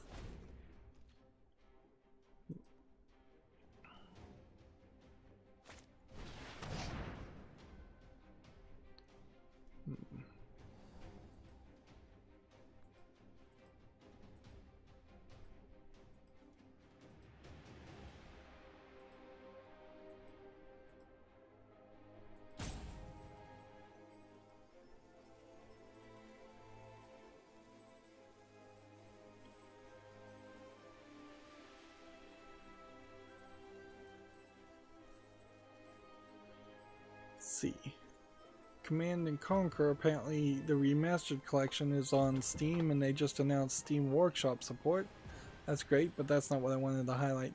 On Steam's main page here, it is also, I think, worth mentioning that I saw an adult game being promoted, and now I don't see it. So let me see if I can bring up my Steam interface and show it. Let's see. Yeah. On my Steam client, we have this game that is being promoted, Manor of Mystic Courtesans, tagged visual novel and almost certainly an adult game as a suggested game. And then you have Sisterly Lust, tagged Choices Matter and multiple endings being promoted. So it feels like this top level algorithm, also I could have been playing Gwent at some point instead of playing it on my cell phone and just talking about trying it out. Whereas the rest of these games seem like they reasonably would be on the front page. It seems like the algorithm now is a little bit more willing to put adult games up and promote them. And I don't know if people are paying for that promoted stance or what. Playism as a publisher and is having a 9th anniversary sale, and let's see what games they have. Bright Memory, which is I think just the vertical slice of that game. Here you have Angels of Death. This was turned into an anime, but it's a pretty ugly visual novel, RPG Maker game. Let's see. What else would be? Bright Memory Infinite is the game that's coming soon. Playism, definitely a publisher of Japanese games in part, but kind of just weird games in general. The Silver Case DLC. Yeah, Dark Dreams Don't Die, the unfinished sweary game. Yeah, I believe this one might have been censored. Take note, some of these images are like either not loaded or they're just being censored. I guess they're not loaded. Well, yeah, I just thought that was weird and worthy of being mentioned, is that it did seem like this algorithm now is a little bit more willing to show adult content, whereas in all other cases I've never really seen an adult game highlighted up here at the beginning. This is not out yet, so they just announced Steam support, but it's not out yet. I'll put it on the follow list though. I do want to at some point find enough time to cover the Command & Conquer series. But yeah, you know, after playing 999, which is a visual novel game, it probably will convince me to give a second thought. Well, the web page is also highlighting it now. I probably should go through my wish list and my follow list and really think about, do I want visual novels or not? Or are they too much of a burden, too much work? I'm going to play here. Let's do this. Let's do this. Let's do this. Play this.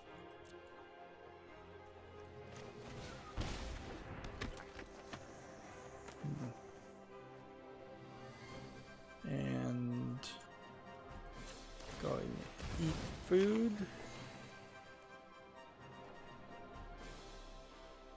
And in the turn.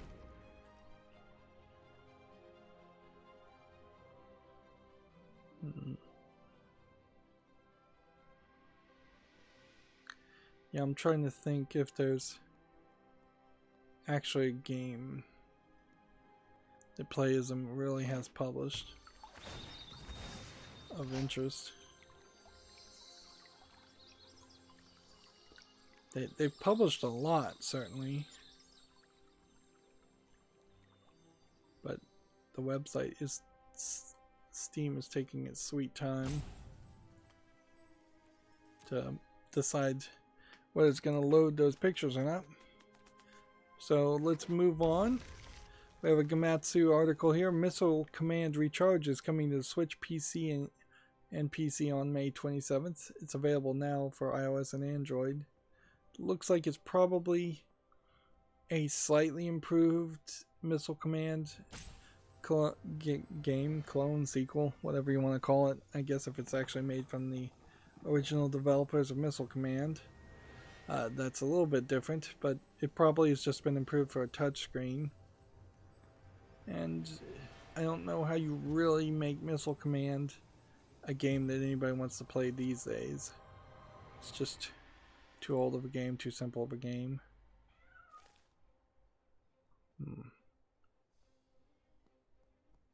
Nope. No, there's really not too much interesting as far as what Playism has to sell. A lot of it is kind of risky gambles on weird and unique Japanese games, even by weird and unique Japanese standards.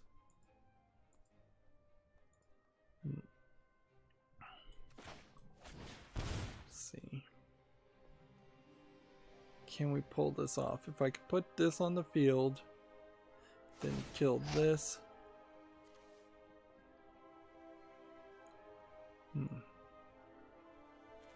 Let's go ahead and eat that.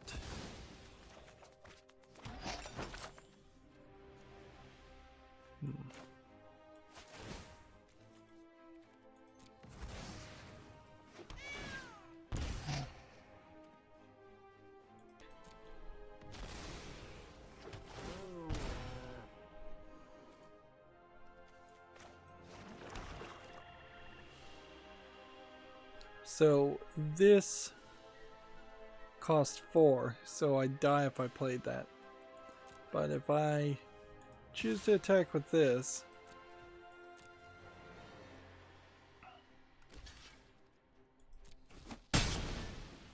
I'll kill one of them. And then end the turn here. And then as soon as it gives me a chance, I'll try and tap this guy.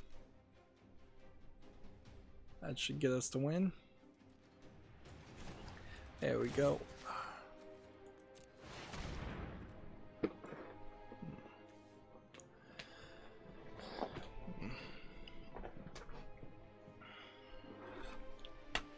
Yep. Feel kind of sleepy, feel kind of laid back. These streams certainly have gotten very laid back and relaxed, and on one hand I always kind of wanted them to be laid back and relaxed. On the other hand, I'd like them to have more broad appeal.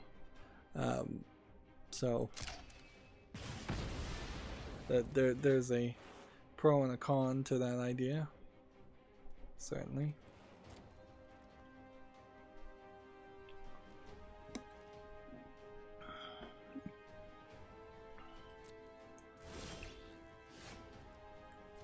We can play this,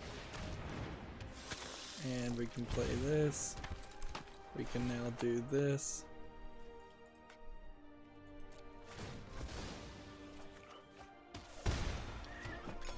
We can play this.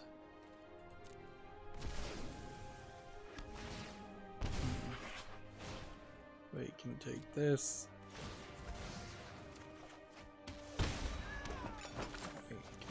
This.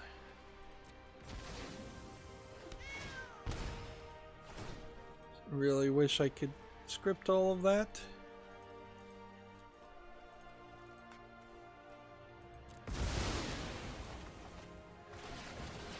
And we've won.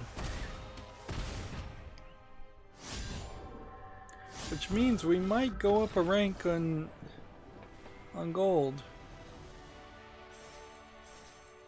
Hey, yeah, we made it to gold tier 3, which I think locks us in the gold tier 3. I'd like to get to gold to platinum tier by the end of the month. I question if that really will happen. We got a new mastery tree thing we can do, which would be this one.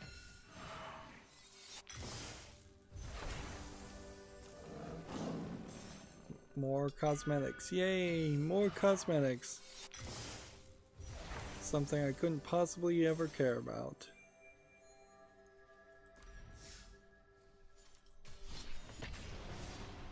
TechRaptor has a preview here called The Chaotic Fun of Castle Storm 2. This is probably a hype article advertisement. It looks like an iPad style game, basically. I don't see anything here particularly interesting.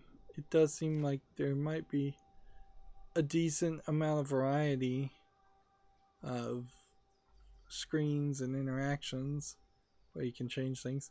I would say this feels reminiscent of a Heroes of Might and Magic art style somewhat. It seems inspired a little bit by that.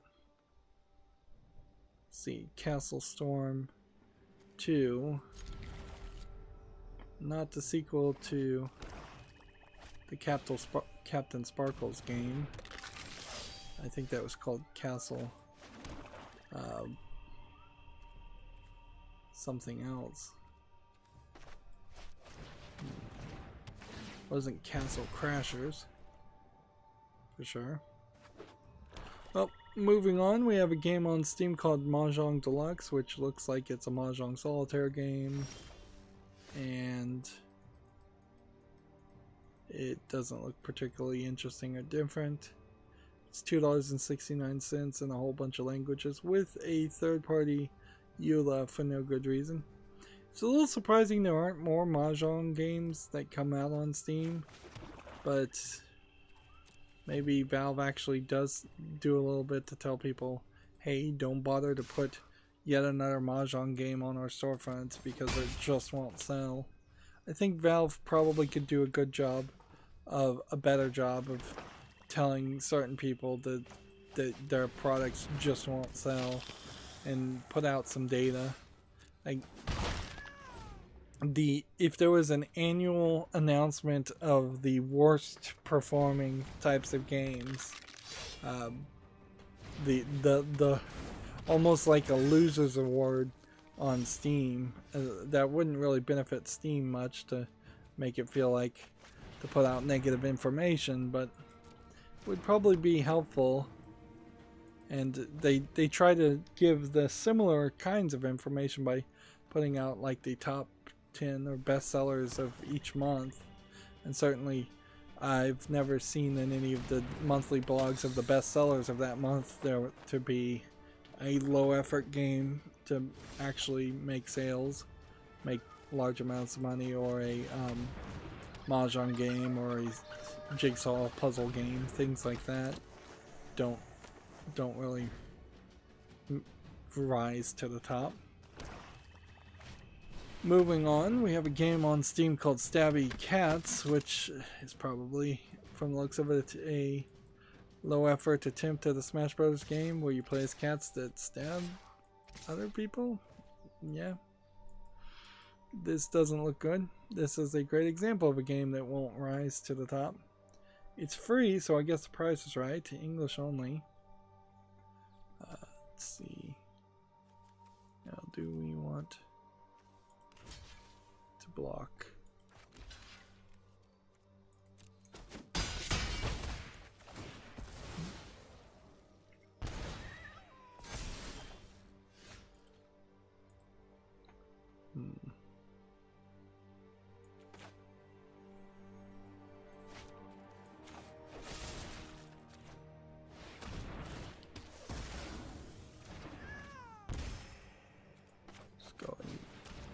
Play that.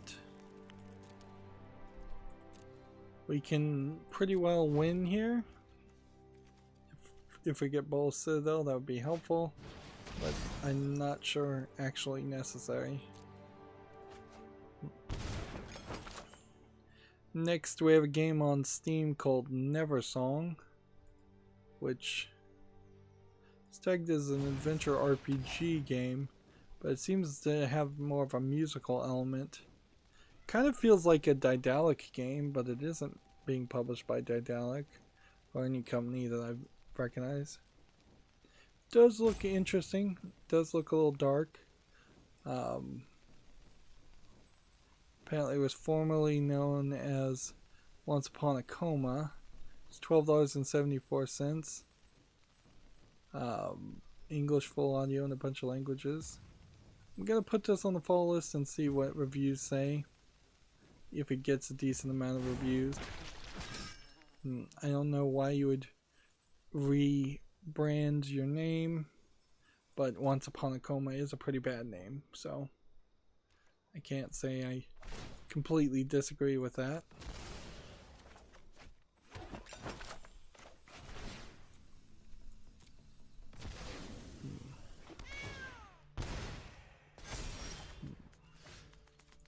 Let's go ahead and put this here, put this here, and go ahead and attack with this. Because if we're just going to do a face race, we can pull this off fairly easily.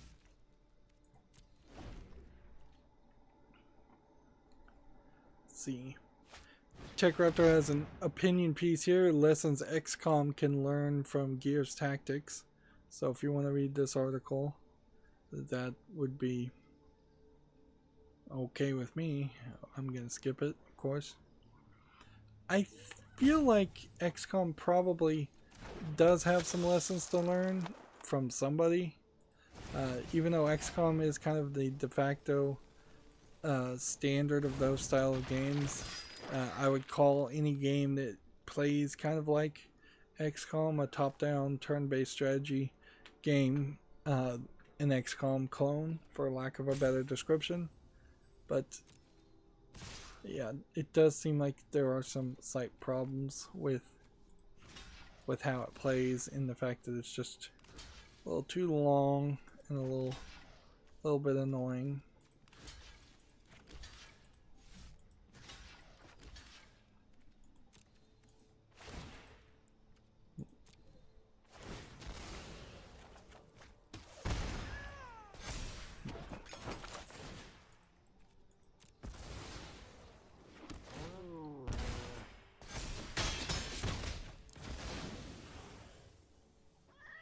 Go.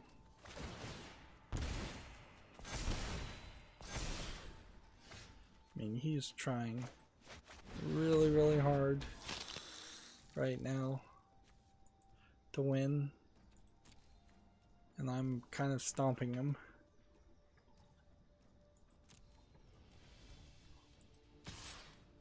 Just go ahead and attack here, and it's gonna be up to him whether he wants to defend or not. Moving on, Gamatsu has an article. A vertical platformer roguelike called Rising Hell is coming to PS4, Xbox One, and Switch this summer, which looks a little dark in this screenshot, and there's no video or anything more to see. The user interface doesn't look bad. It's just a lot of background darkness. Yeah. So I'll have to wait and see some more interesting bits of information, I suppose, before I can even start to begin to be hyped. Let's see. Gamatsu has an article here. The point-and-click adventure game When the Past Was Around is coming to the PS4, Xbox One, and Switch this summer. Not PC, oddly. And this looks like this might be part of the Rusty Lake series, but I guess it's not.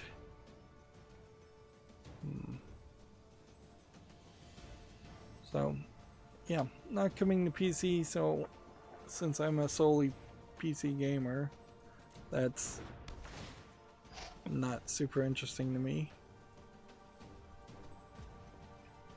It's a little weird you would skip PC if you're gonna support everything else, but still seems like it happens every now and then.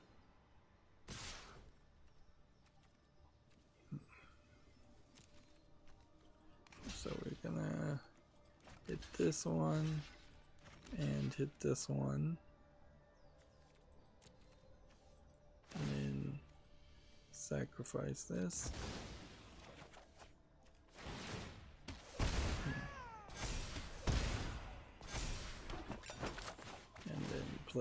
this.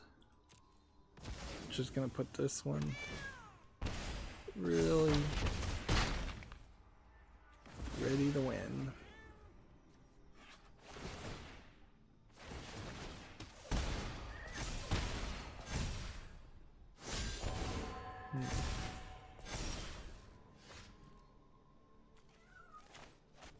Let's play this. And then we just attack with this and this. And you can kind of attack with that too if you want to. It doesn't even matter. Because he blocks with that.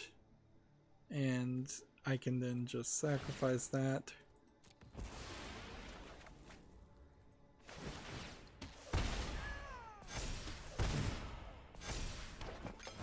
And see, then I can put that back here.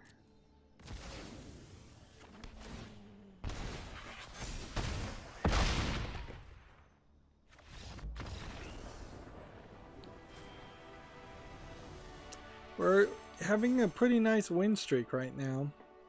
So I don't really want to break the win streak, even though my chair has decided to become incredibly uncomfortable at the moment.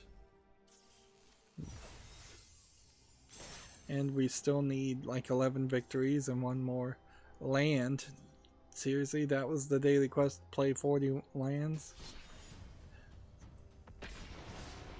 Alright, next game we have on Steam is called Road to Death, which looks like it's suffering from dark screenshot syndrome, and it's an asset flip first person shooter. Horror game, $2.99, English only. And I could easily have curated a lot of these. Gamatter has a article, multiplayer survival action RPG called Frozen Flame launches for PC via Steam Early Access this fall and later for consoles.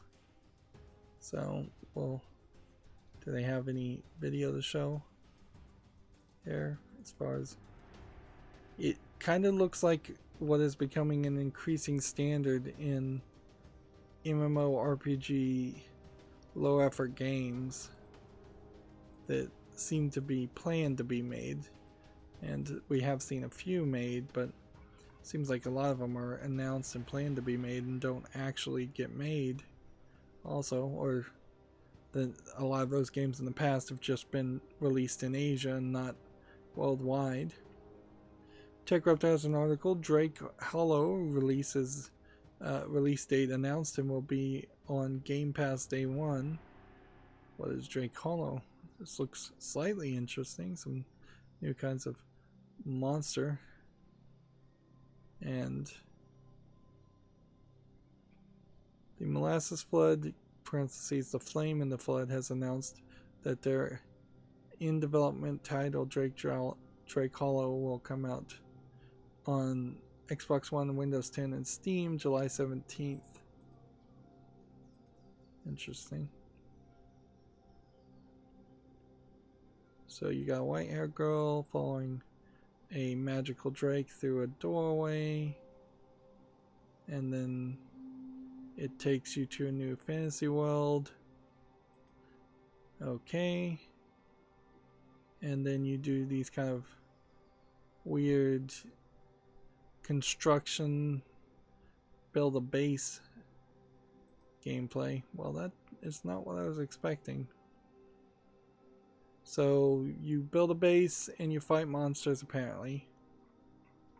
Alright, we'll have to see more about Drake Hollow, I suppose, and doesn't look like a terrible thought for a game, but certainly we've seen a lot of games where you construct things and fight things, and it's not particularly groundbreaking.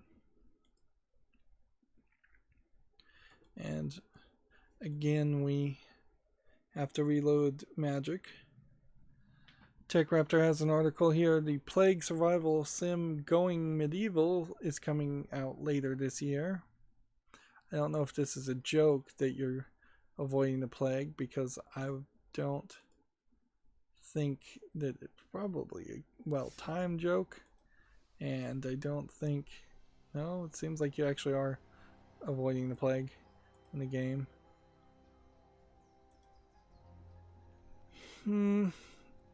This art style might be slightly interesting, but it feels all very rough. For a game that's trying to build hype, that video makes it look not polished enough.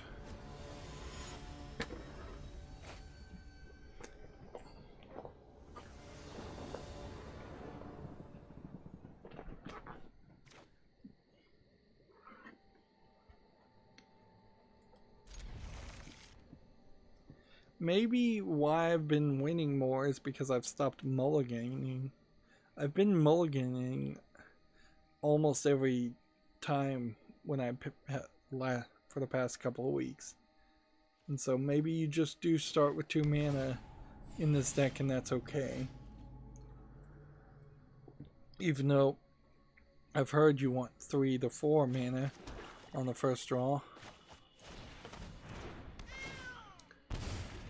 Moving on, Komatsu has an article here for PC and smartphones. NetEase Games announced a Norse mythology themed open world adventure called Project Ragnarok for PC, iOS, and Android. This single screenshot looks interesting as far as the character and this part here. The rest of that is kind of just background.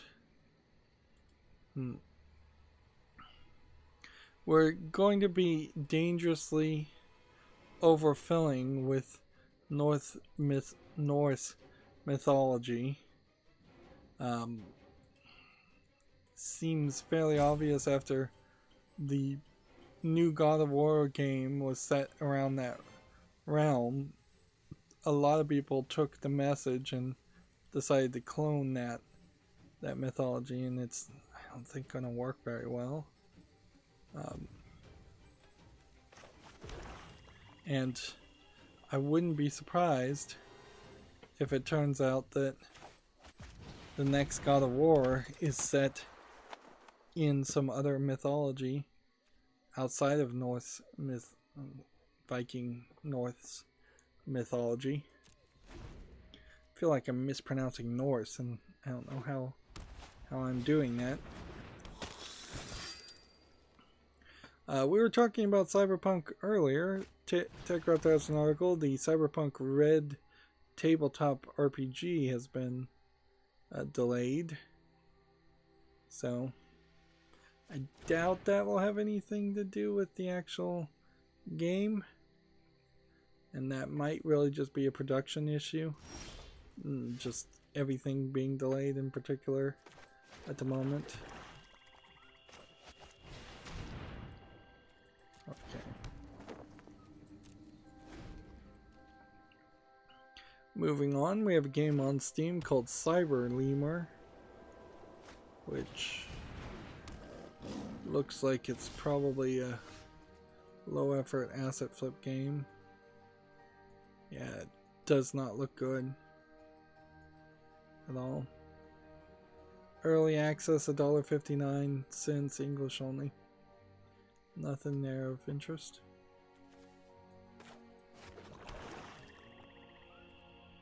Let's see.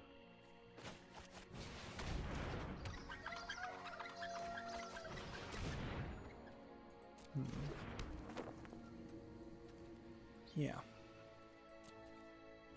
So what we're going to want to have happen here is we'll play Bola Citadel and hope we can get enough people on the field to get the health down a little bit more.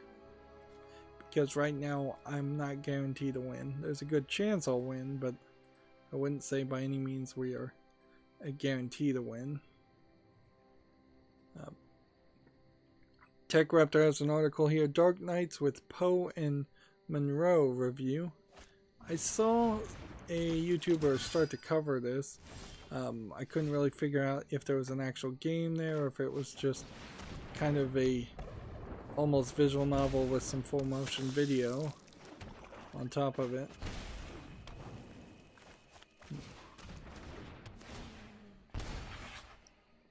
Alright. Not ready yet. Still. So it'll be interesting to see what the reviews are for this game. binge-worthy full motion video. Part of the problem with most of the recent full motion video games are that the acting is intentionally really bad or is just really bad. So if the acting in the story is actually good, that might be interesting.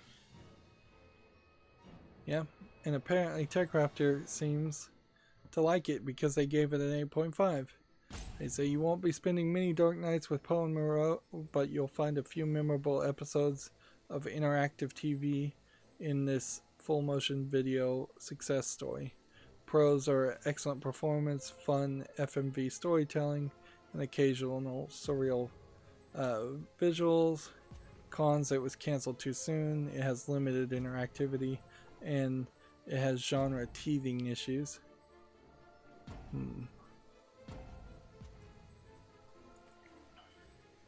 In a further description, if we scroll back to the final paragraph here, if you go in with the right expectations, Dark Nights with Poe and Moreau will provide a few evenings of adventure you won't soon forget. It arguably pulls off the whole interactive TV angle better than anything on Netflix, inching things far closer to a full merger between gaming and TV. However, it's likely that Dark Nights isn't concerned with making those kinds of moves, and it succeeds as a fun side story for Daveki Studios' growing catalog. We should probably look at Daveki Studios' catalog then and see what else they've listed. Speaking of some new steps in the whole streaming Netflix world, it does seem like the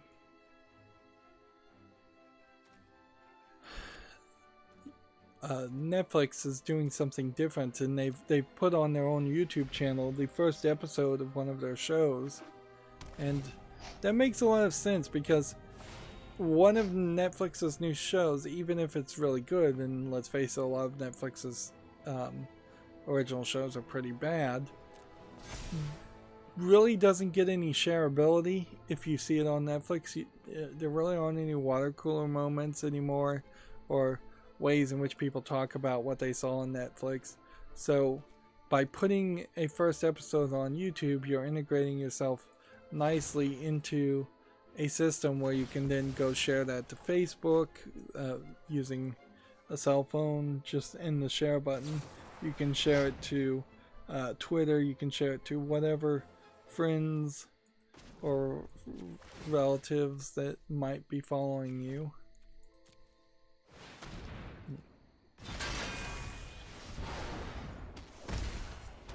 So there's definitely a smart move there. I hope they start doing that for all their content, basically.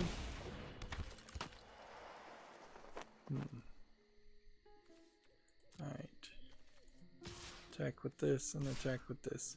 If you want to defend, that's your own business. I'm going to have to start playing a little bit more aggressively.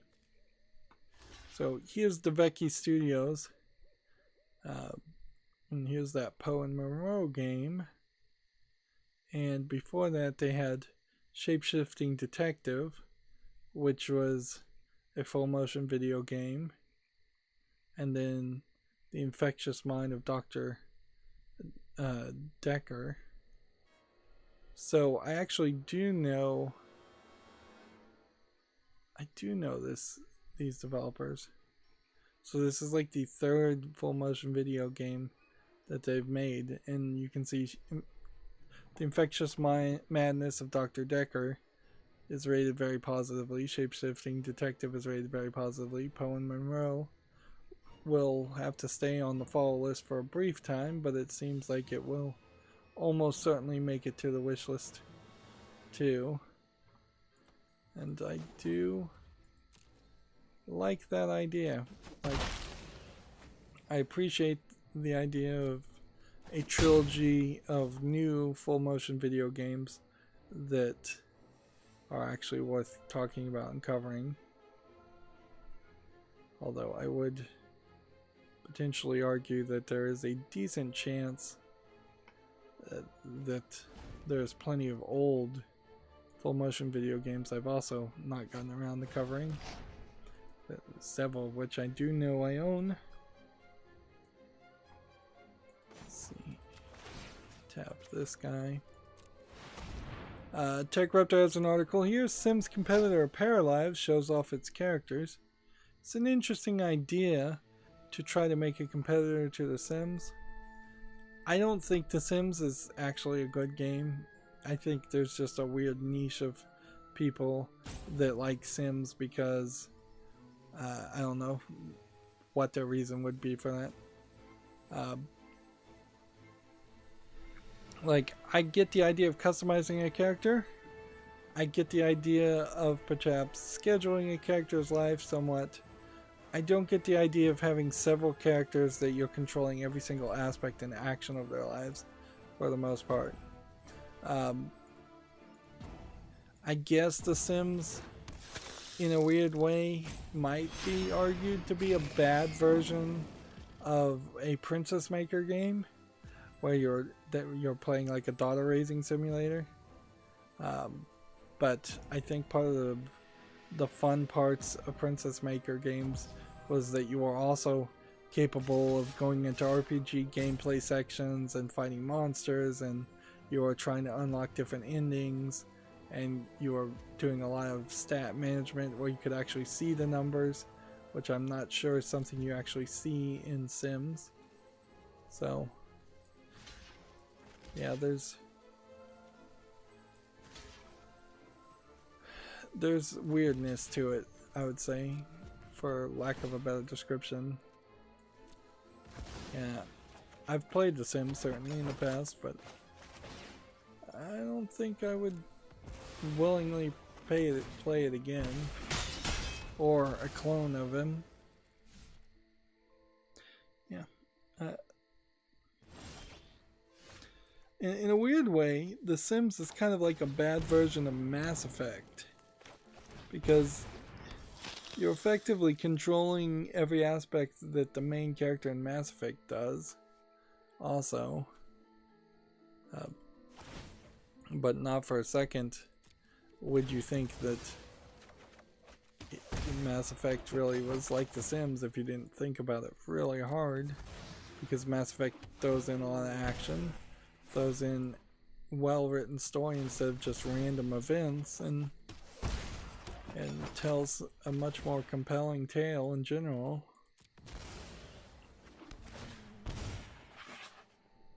There we go. We are close enough now to winning. Just make sure we sacrifice both Citadel just in case we somehow don't win here.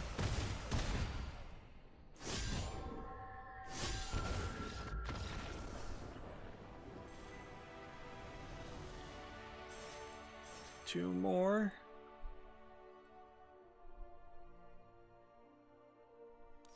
We're having a nice little win streak. I got another card, which I don't know if that was a card that we didn't already have a copy of. And we've got some Ichor cards. So we'll have to see if any of those were new. So we got a second copy of this card, a third copy of this card, and a third copy of this card, and that was it. The rest of his cards were just extra duplicates, of which you get very little reward for having extra duplicates.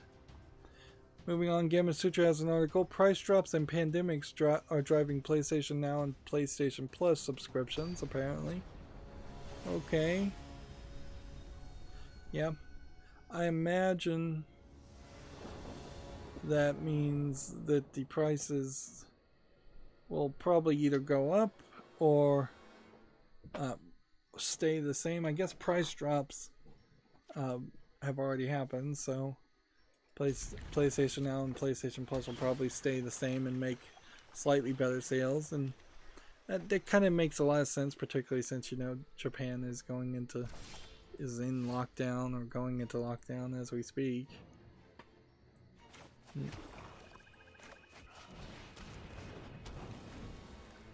Come on, load. TechRaptor has this interesting article. Daedalic Entertainment goes independent with a management buyout. So, the studio has purchased shares from its original parent company. I didn't know it had a parent company. Basti Lube. I don't know how you pronounce the two dots. Is it more of an O? Lube AG? As part of a management buyout. The share sale price will take place at the end of May for an undisclosed purchase price.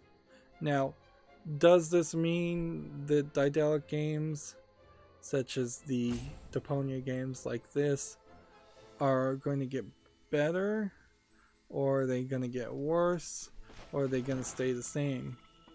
I would venture to guess, since it has been the trend recently that Daedalic has been more and more pushing towards more mainstream style games and not point and click adventures like the Deponia series, that I suspect that's where they're going to go with this, is that they will try to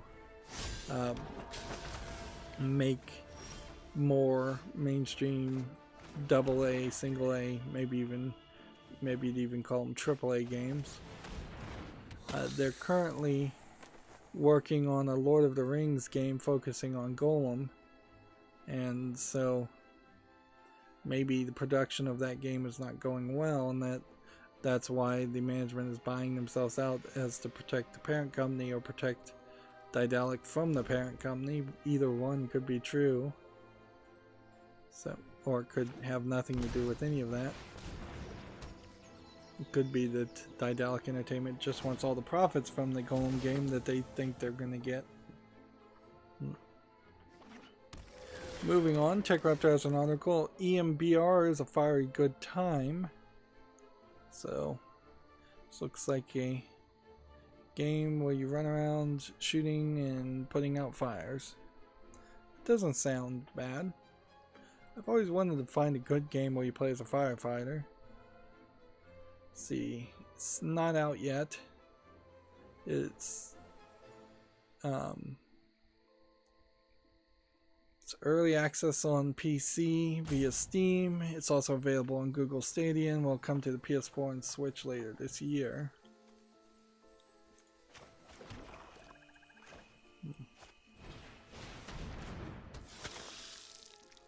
Okay.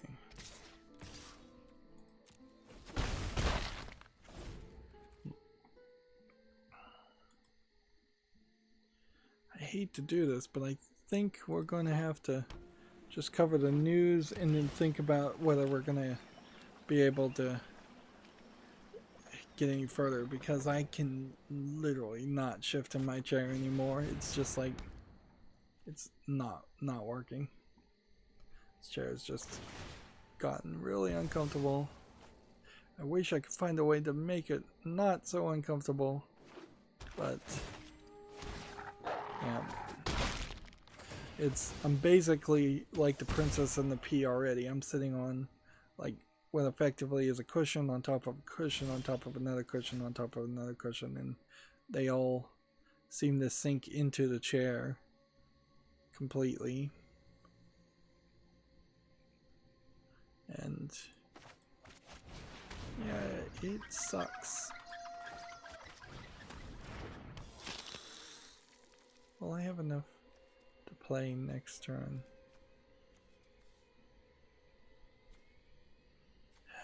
That's always the problem. It's always the question. We'll just wait till next turn and find out.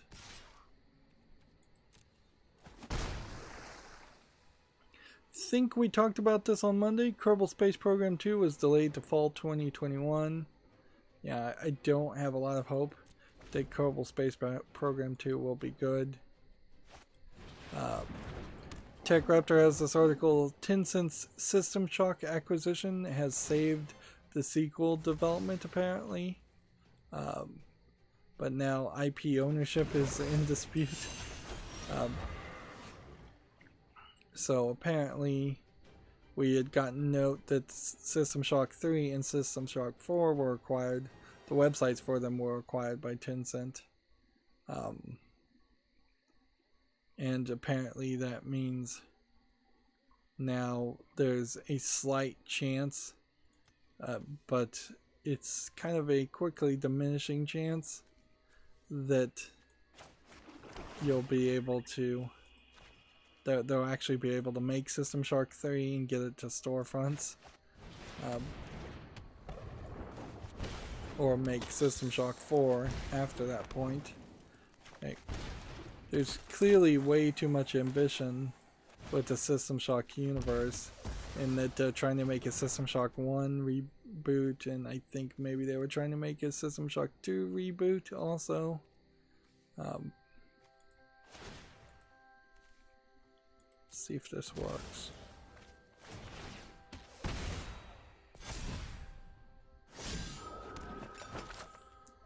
Okay, we got it. 1, 2, 3, 4 damage plus that, plus this, and this. This gives 10.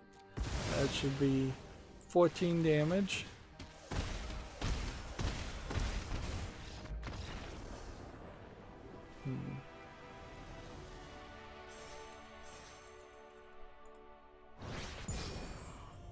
And we rank up again. We are now gold tier 2. I'm hoping I can just burn through this and actually make it all the way to platinum. But yeah, I really don't feel like I'm a good enough player to deserve to be a platinum, but I'll take it, certainly. And I do kind of feel like at any point I could just accidentally hit the brick wall and not be able to make it any further. TechRaptor has an article here. G2A Factorio dispute reaches a 40,000 chargeback settlement. G2A, notorious for being a bad company to do business with. And I guess I am happy to announce I haven't recently seen anybody actually do any business or promote G2A in at least the last 6 months. So no YouTubers promoting that. Now it's just mostly Ridge Wallet. I will say YouTube has gotten really bad about letting some really awful, not family-friendly advertisements on their platform. And they should have somebody looking at that stuff more closely. But apparently, yeah. My guess is that GTA was trying to make Factorio pay for a bunch of chargebacks that GTA was actually more responsible for, because of stolen keys and keys bought with stolen credit cards, or yeah, basically that's the whole idea. TechRaptor has an article. Lego Super Mario Power-Up Packs have been revealed featuring new cat costume. So basically the pants and the hats are going to be sold separately in 4 separate boxes, which is going to give some kind of modification that the main unit of this weird Mario character that has a screen right here and a screen on the mouth and a screen on the eyes. So I imagine it actually is just one big screen and a lot of it's just blocked out. And there's some kind of like NFC type reader in the bottom part of the Mario figure anyways, but it seems like it is capable of reading what kind of pants it's wearing and still being able to read what kind of Lego platforms it stands on. This whole idea still looks really dumb and doesn't make any sense at all. Yeah, just doesn't feel much like Mario or much like Lego, and it feels like a silly idea. It feels like they're going to try and milk it a lot more than they probably should.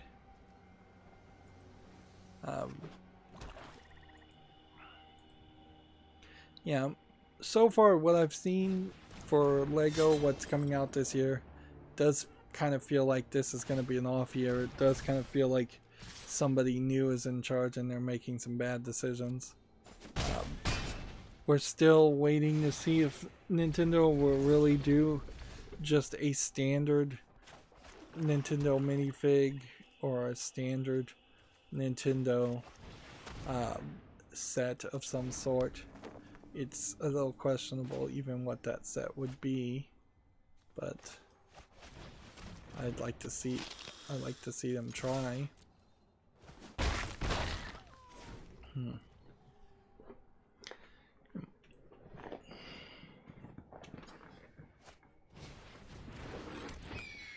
Let's see. Moving on, Your Gamer has an article. This year's Call of Duty is called Call of Duty Black Ops Cold War.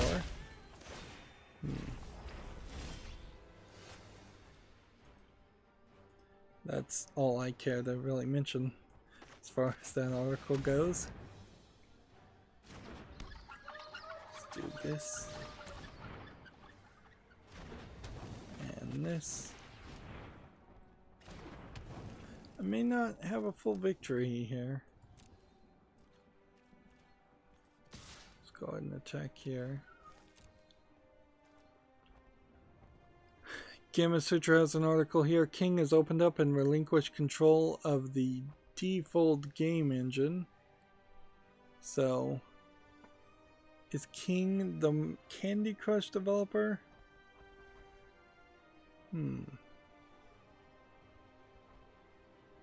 Yeah. Although King no longer owns Default, the Candy Crush maker holds a seat on the Default board and will continue to use the 2D game engine in selected live games.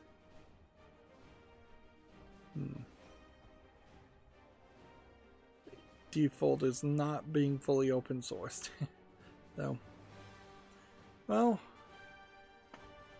I don't know if that's really going to improve the quality of mobile games by any amount. It's not like Candy Crush or anything else made by King was particularly a great game because of their programming. If anything, Candy Crush is not a great game at all. It's just an addictive game and a cheating game on top of that.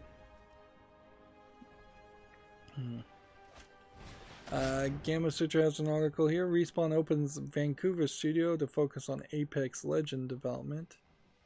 So we had already heard that story, but it's getting repeated. We're running into several repeat stories today that I could have probably ignored.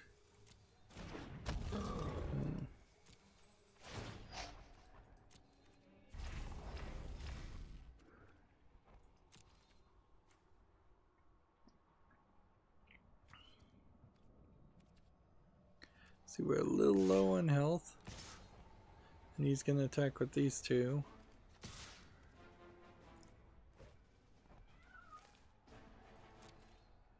So I'll block this one, and then sacrifice this one.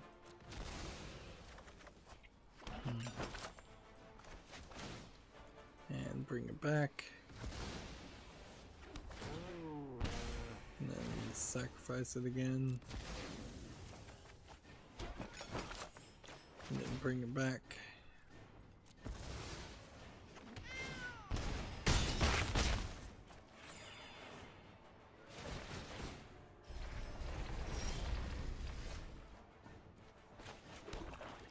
Alright, Bullet Citadel, this is going to be a tall order this time. Yeah. May not have it. May not have it. Gamatsu has an article here for the Switch.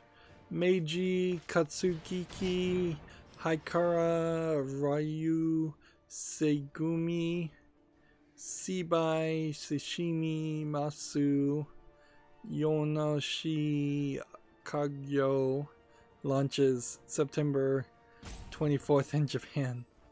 A Meiji Restoration era themed otome visual novel.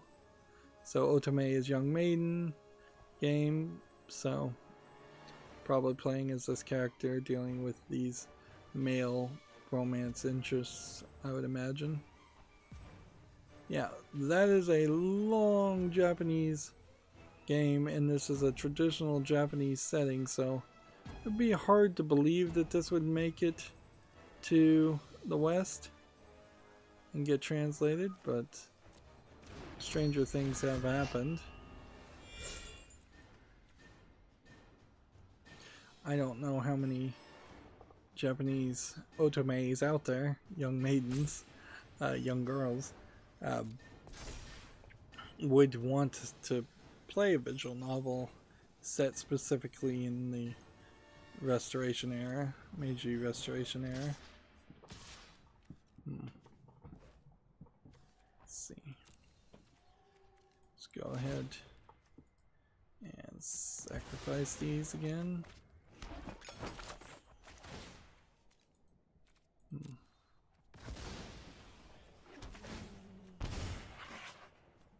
And we're falling behind.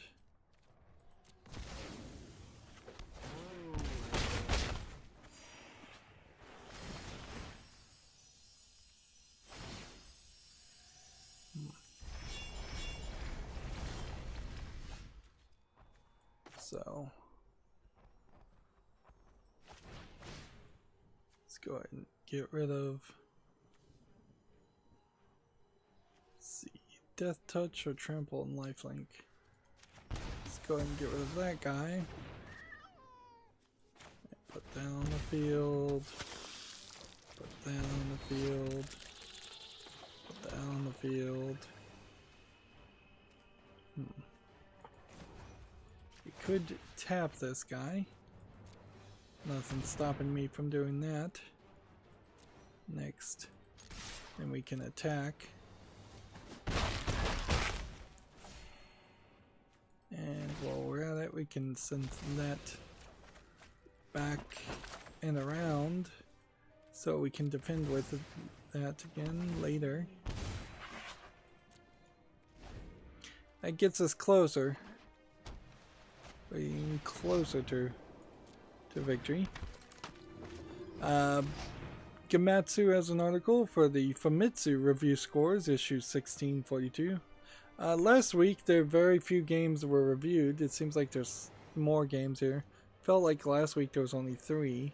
So you have 26 out of 40 for Fairy Knights, 36 out of 40 for Gnosia, which means it's actually a particularly great game. That's a high score. Goblin Switch is 30 out of 40. That's not that good. Mars Chaos Menace is 26 out of 40. That's not that good. Monochrome World for the Switch is 29 out of 40. Moving Out is 31 out of 40. Streets of Rage 4 for the PS4 and Switch is 34 out of 40, so that was good. So really, one really good game in Gnosia, and Streets of Rage 4 also being labeled fairly good. So I guess the question will become, what is Gnosia?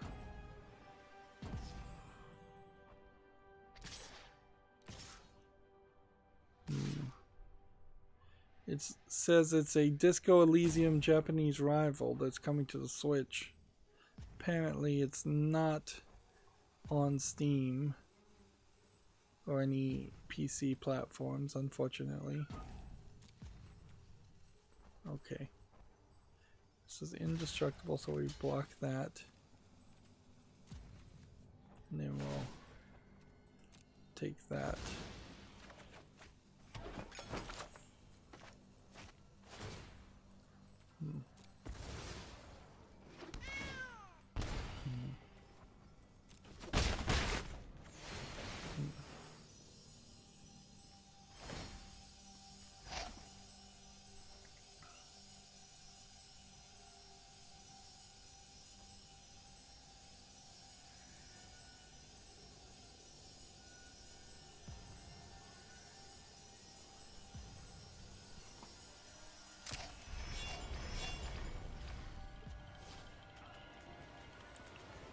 Let's see.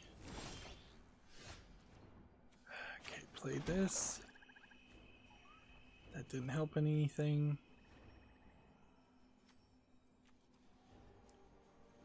Doth touch vigilance.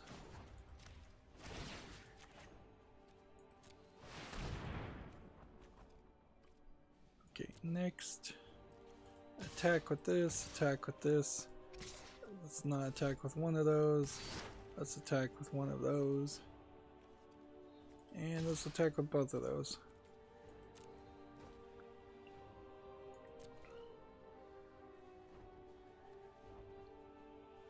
Really? Nobody is not going to bother to block at all. Okay, well, he's lost the game. I guess he wasn't paying attention, or he just realized that I guess I could overwhelm him.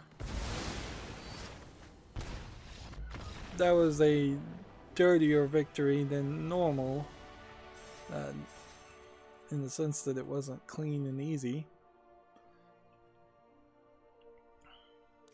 But we're still having a win streak. And we've got a new card, which I guess we'll go back and look. Third copy of a card. It really does feel like just about the time that I have everything there is to get in this game, and I've kind of caught up, in where had I just started playing since day one of Magic Arena, I probably would have all the cards by now. But yeah, just about the time that I get caught up, I think that's when Standard's going to shift and there will be new cards to get, I suppose.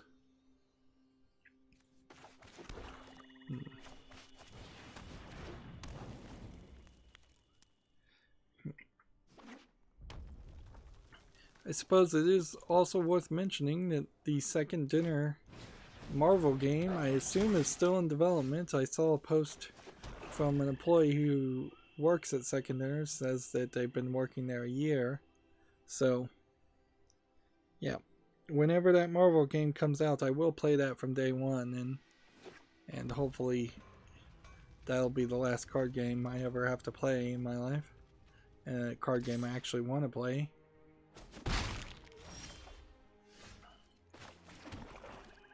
It's probably not realistic to think it will last a whole lifetime, but it would be nice if you could get in on the ground floor and play the new Second Dinner Marvel game for 5 to 10 years and do really well at it. Moving on, Gamatsu has an article. Every Day's Today menu for the Imi family is delayed in Japan. This was a Switch game. I think this is a cooking game that is a spin-off of the Fate Stay Night anime branch. There's a whole Fate anime, manga, light novel series. They're all a big mess, but certainly popular. And they continuously make more and more content based on them. Gamatsu has an article here. Ninjala details in-game purchases and a second open beta test set for May 31. This is a Switch game that looked like it was going to be a Splatoon clone, but I don't know with these in-game purchases. Let's see, you earn costumes, emotes, stickers, ninja models, and Jala rewards. Jala is the name of the in-game currency. And if you get like a pass where you can jump up 25 levels by the looks of it.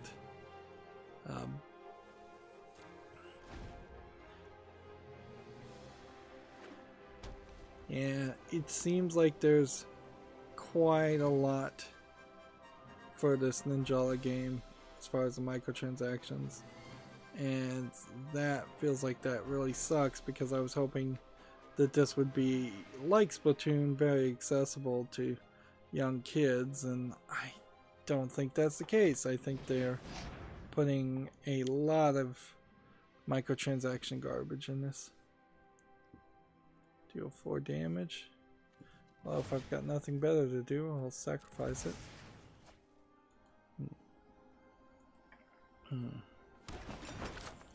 Gemetsu has an article here for the Tales of Crestoria Aegis Alver trailer, which is a smartphone game. If you want to watch that trailer. Let's see. Put that on the field.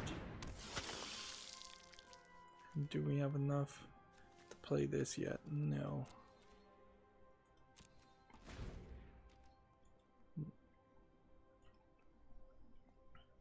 I'm in this weird catch-22 situation. TechRaptor keeps promoting Nutaku games. I want to promote Western adult games. But I'm not sure I want to promote Nutaku because most of their adult games up until this point look terrible. But maybe they're doing something different here. This was Wabi Sabi, which I don't think really would be Japanese, visual novel is debuting here. And it looks like you've got a fox girl and a raccoon girl in kind of an anime visual novel element. Alright, this would, I think, be the first visual novel that Nutaku's tried to sell, and maybe that's in part the right direction to go.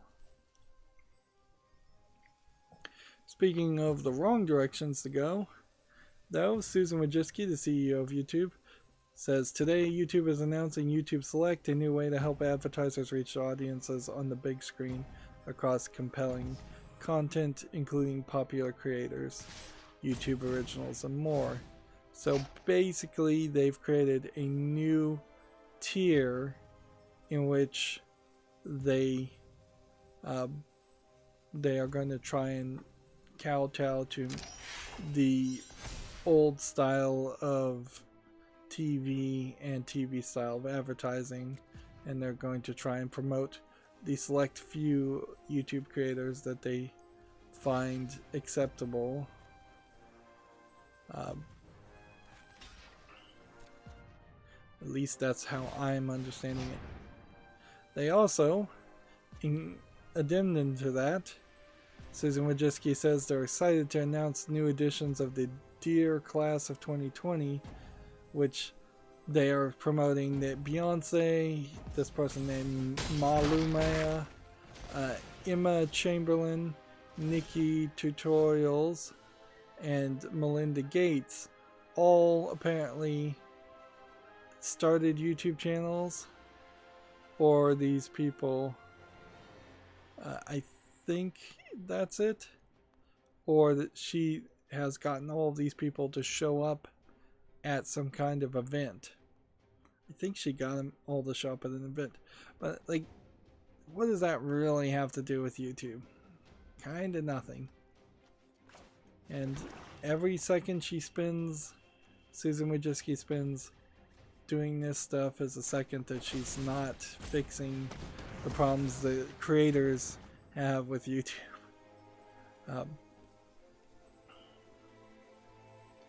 Reuters has a more in detailed article here. YouTube goes after more TV advertisers with new programming.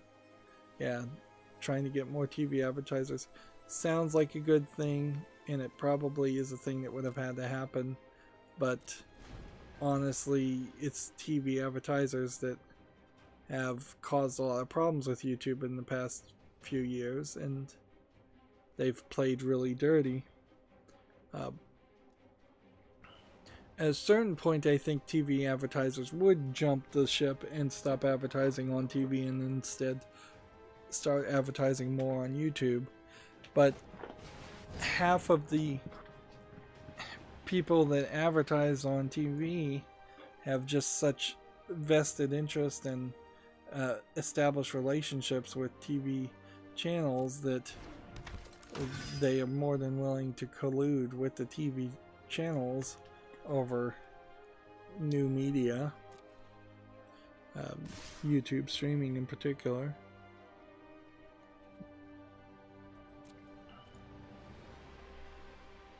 And one can only assume that very few people these days are actually watching TV.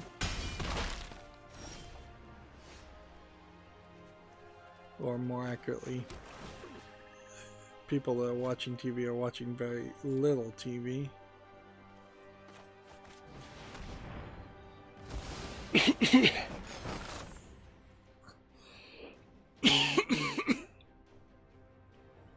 Excuse me, I'm wearing out my voice. I'm talking a little too long.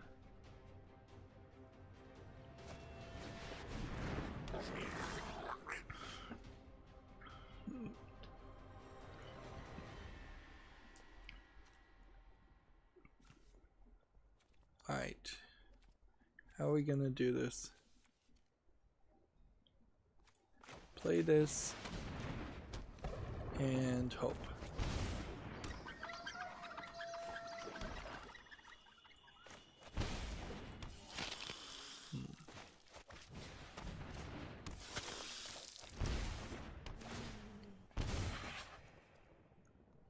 Okay. We've got to just kind of hope that we don't die. That he doesn't have anything that can do 2 damage to me. And this can do 3 damage, but as long as he can't do anything that before I can sacrifice this Cauldron Familiar and put it back on the field to get a couple more health, should be fine.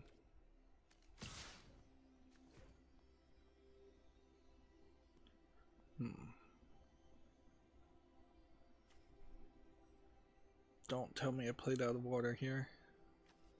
I can't activate this.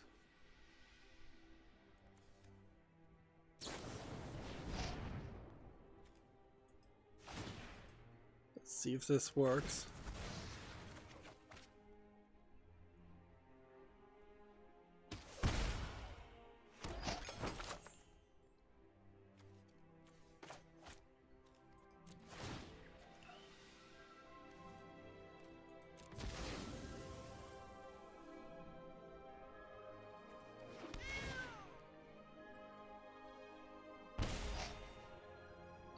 Okay, this is gonna do 6.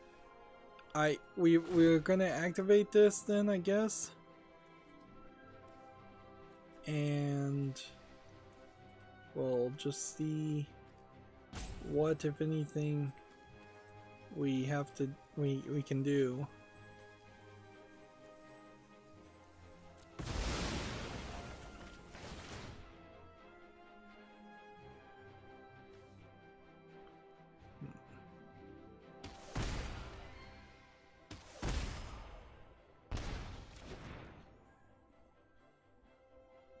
Yep. First loss in a while. So if I had had just 1 extra health, I would have won there. Not bad though. We've had a really nice win streak. This may be our last game. TechRaptor has an article here. SimCity developer Maxis once made games for businesses. This is labeled as news. I don't know how much it really is news, as the idea that news is new information, and this seems to be more of an editorial or look back type article tagged game preservation. But I guess the article's there if you want to read it.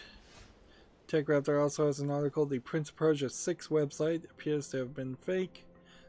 I think that was fairly obvious. I'm not sure if we talked about a website or if there was just rumors in general that there was a new Prince of Persia game in development. I cannot imagine that Ubisoft would for a second bother to make a new Prince of Persia game, considering how Assassin's Creed is just the Prince of Persia series in their mind. And Assassin's Creed was the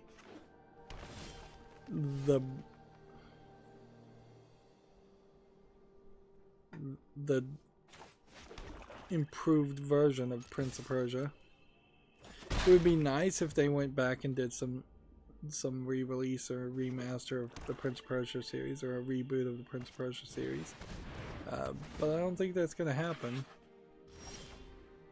Like, that is another game that definitely would benefit from a nostalgia re-release of just like a 5-hour game, instead of trying to make a 60-hour game experience around Prince of Persia, which never would work again. I imagine it could work, but it probably has less chance of working. Yeah, when you think about what Prince of Persia is, where it's parkour and fighting monsters with a magic dagger and magic sand time, yeah, that could be more of an episodic, short experience, 5-hour experience, a lot better than a more grindy, frustrating 60-hour experience.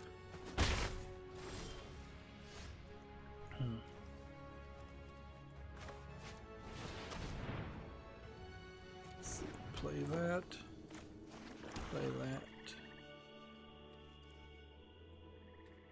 and attack.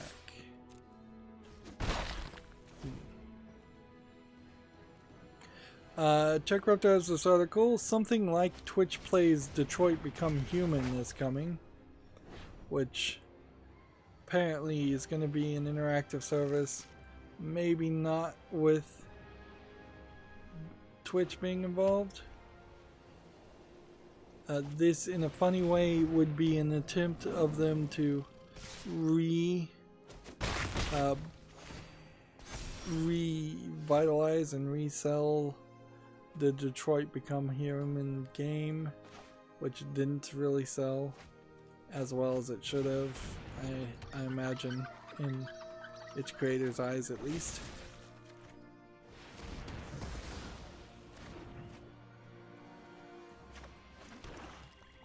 Let's go in. Keep on playing. Think we have a decent chance of a victory here.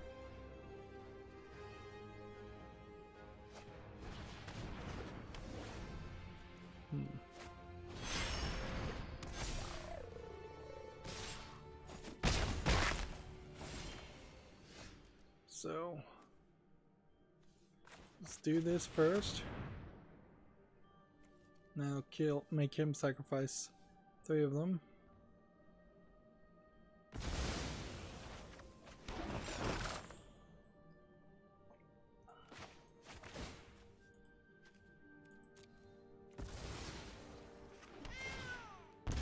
Let's keep on playing land. Do we want to eat more? Probably. TechRepto has an article here. No plans for Walking Dead Season 5, Skybound says. As far as I understood it, I felt like this was the main character after all. And I can't even really remember her name. I want to say her name was Duck, but that was the kid in the first season. That was the boy, not the girl.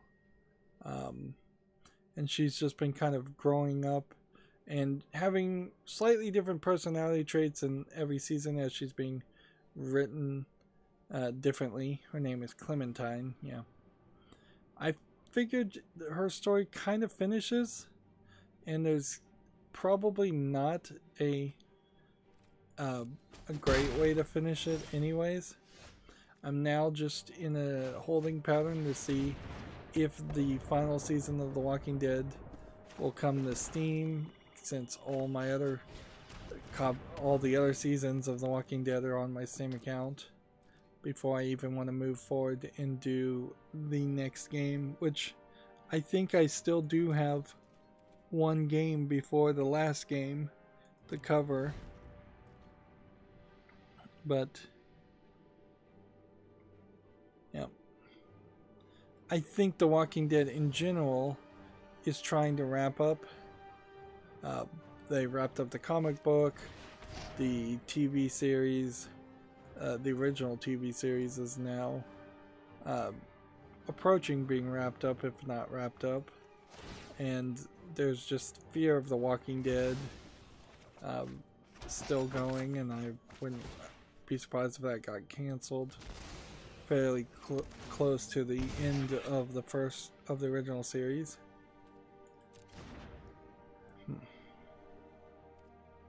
Don't tell me I could play that. That would really suck if it turned out I could play that and I missed that.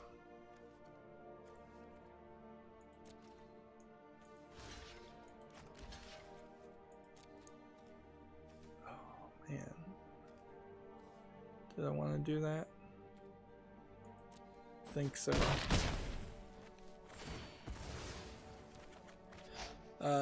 TechRaptor has an article, Mafia Trilogy available now, and you can play Mafia 2 and 3 Definitive. Although, the Definitive Edition of Mafia 3 seems to really just be the collection of all the DLC.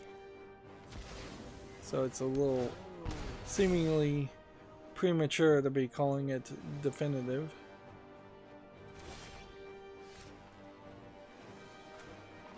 Come on.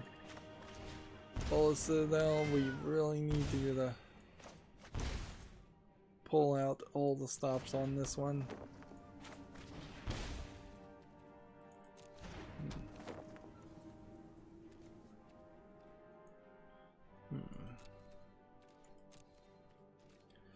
TechRaptor has another article. Nutaku's College Life makes its debut. This is another visual novel looking game. She has like really long hair. Yeah.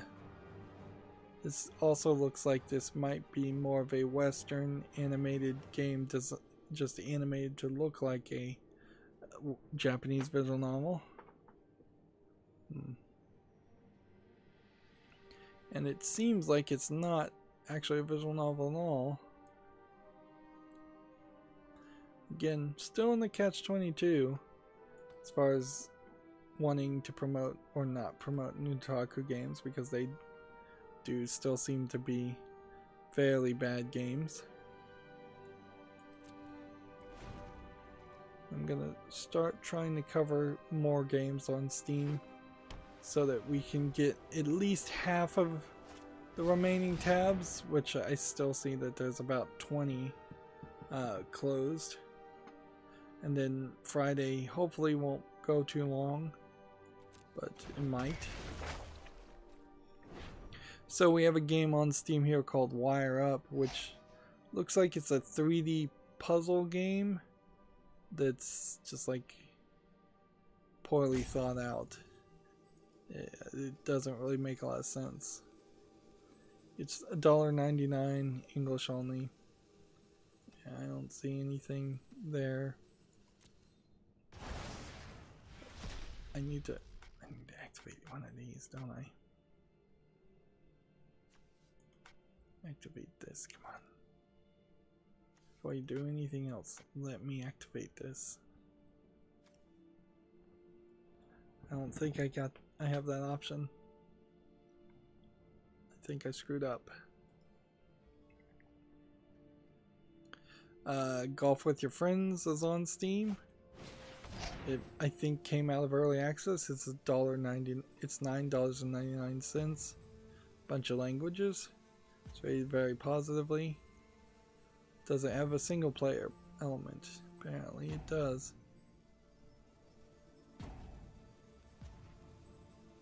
I guess I'll put this on the wish list. I don't know if I really would want to play a golf game though, so I'm gonna put it on the fall list. Have this guy. Submit.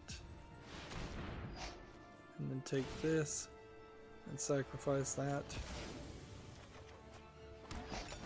So we can put that back on the field.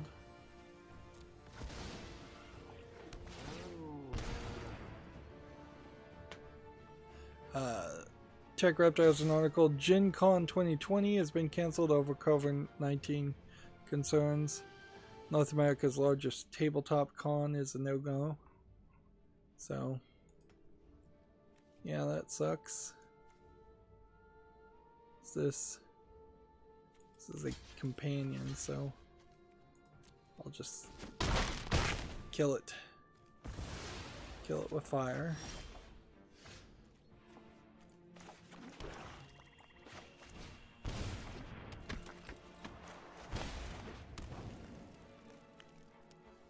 Let's see.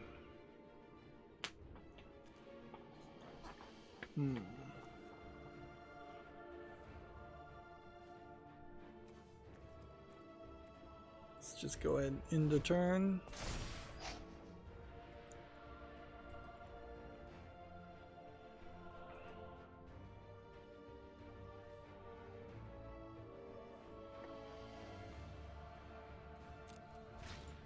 Let's go ahead and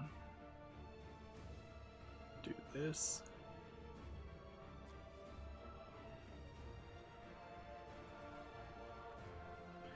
We've got new music playing. I've just realized. This is new background music from MTG Arena. It took them a while, but thank goodness. We needed more music, and I will say I think this music is better than a lot of the other songs we've heard.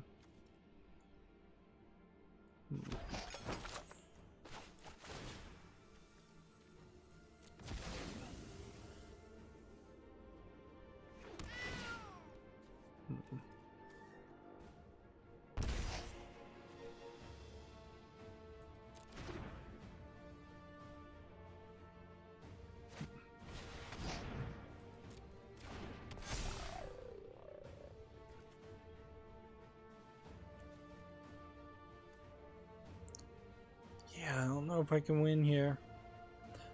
I think I finally hit the wall where either I'm starting to see good players or I just can't win anymore because my luck's run out.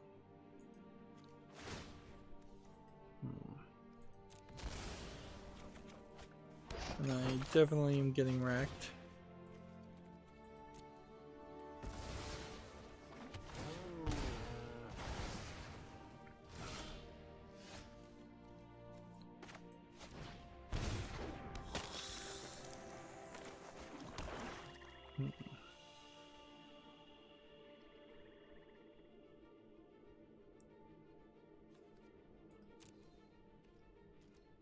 Well, I don't know how I did this, but I just won. Because look, if I do this and sacrifice this,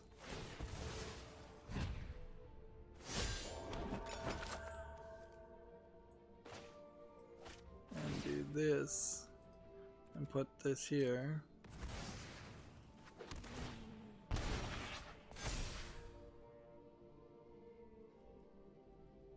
I'm still short one. Darn it.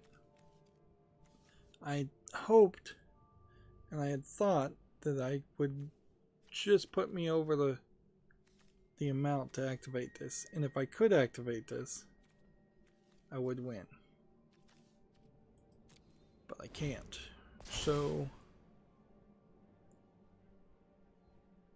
we'll have to see if somehow this survives.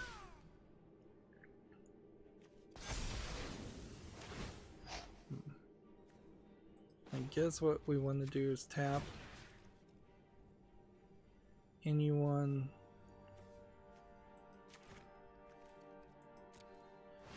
big.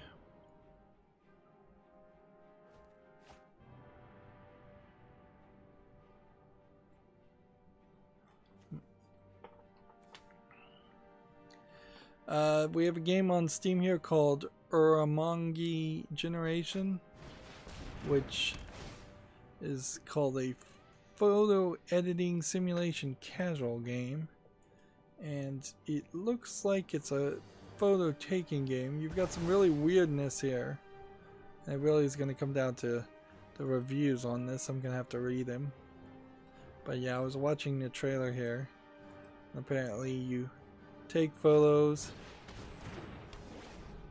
and do something with the photos.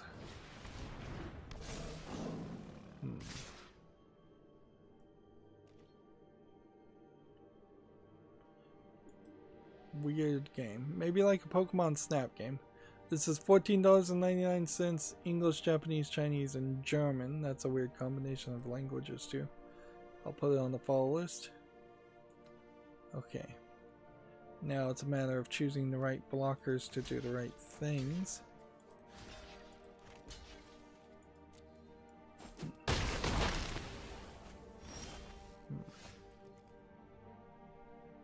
They killed my guy.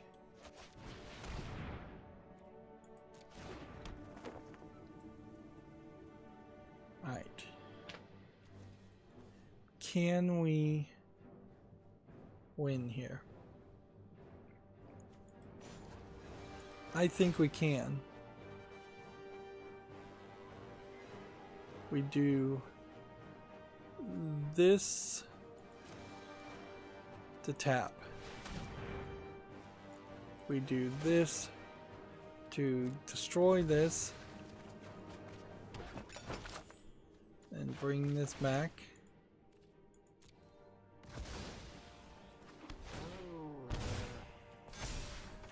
Go ahead and play that. And we attack.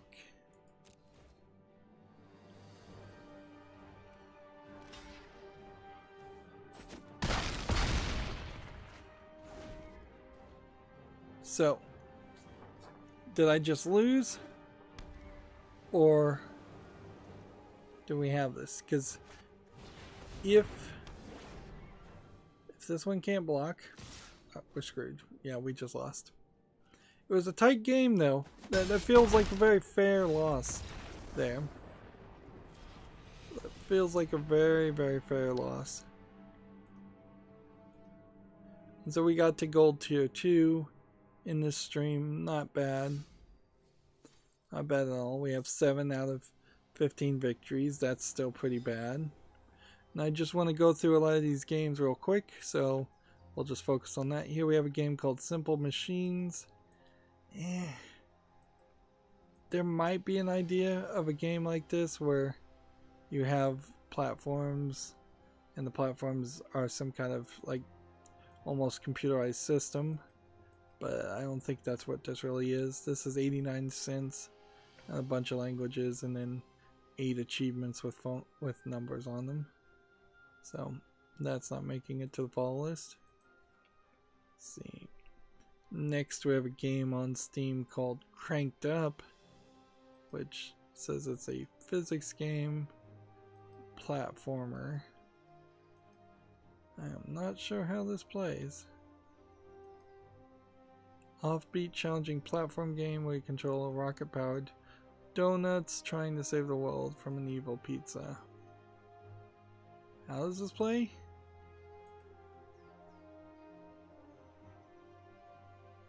Seems like you're bouncing yourself up in kind of a linear fashion.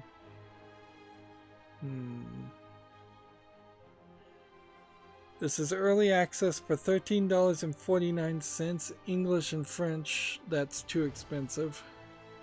So that's gonna be out. Here's Mafia 3 Definitive Edition on Steam.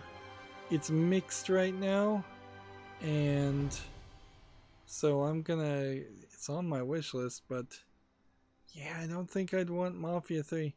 I probably had Mafia 3 on my wish list for a very long time and just haven't gotten around to playing it. If we look at Mafia 1 Definitive Edition in comparison, it's not out yet, but we can put it on the follow list. And then if we look at Mafia 2 Definitive Edition, it's out and it's mixed. So it really makes it feel like the entire Mafia series really is just a mess of games.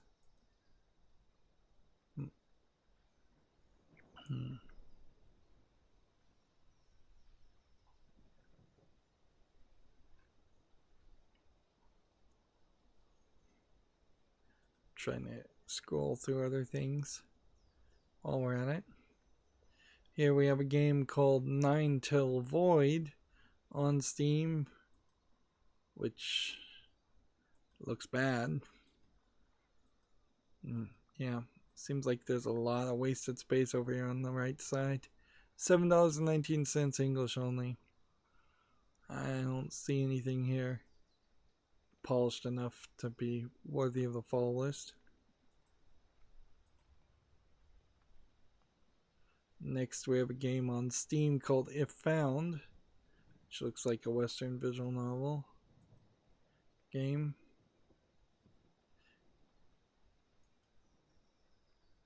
A visual novel about going home, coming out, and erasing everything, from Annapurna Interactive. I kind of have to give some credit where credit's due as far as Annapurna Interactive, though, so I'll put it on the follow list. But yeah, I don't know. It really sounds like it's kind of a low effort Gone Home clone.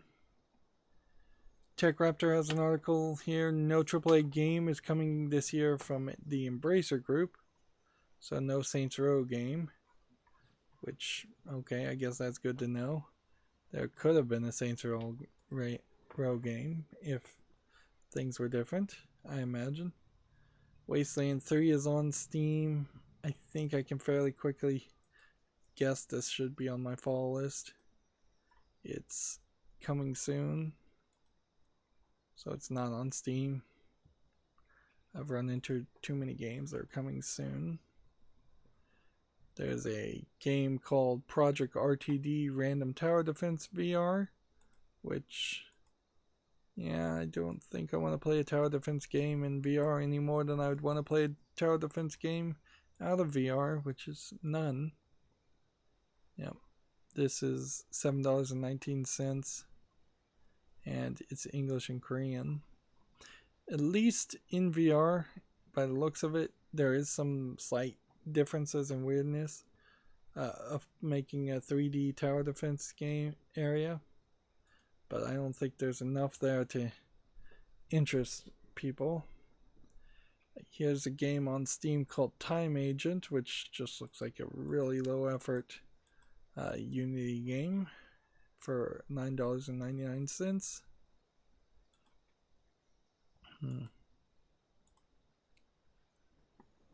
Let's see, we've got a game on Steam called Bashoujo Battle Hanafudo Koi Koi, which is tagged with nudity and sexual content for a Hanafudo game. So this is one of those Japanese games where the actual game isn't that interesting, so they're just going to throw some anime girls and some nudity, some insignificantly small amount of nudity on top of it to try and make it sell. Next, we have a game on Steam called Vaporwave Road VR, which looks like a VR simulation of driving a car inside of a weird road. Looks kind of like a tech demo more than a game. It's $4.49 discounted, English and Chinese. You know, we really haven't had any cheap Chinese games today. Like, we somehow just managed not to see too many. And that's always nice. Next, we have a game on Steam called Nothing and Nowhere, which is a tagged anime visual novel. I almost assume this is a Western game, though, from that art style. It's always a kind of ugly art style. It's maybe a little French. This is English and Russian in language, so I'd say this is probably a Russian visual novel. Does that immediately make it bad? No, but I don't like the art, and if I don't like the art on a visual novel, then boy, that would just be another hurdle to get over. And then we have a game called Disarmed, which is tagged as free to play and looks kind of dumb and asset flippy. A satirical fantasy puzzle game about healthcare, they say. It looks like it's probably a troll game to me. Free to play, English only. So I still have probably about 15 games that I could talk about. And I just closed the Humble Bundle tab. But I'm not going to bother to talk about them. And in fact, I'm going to even curate a little bit. And since I just closed the Humble Bundle tab, I'll not cover the Humble Bundle, even though I know there will be a new game in the Humble Indie Bundle. Apparently Twitch Comms is saying retweet if you want to be verified, which it's weird because Twitch communication up until this point has not really done the verification system anymore, and the verification system has always been controversial at best.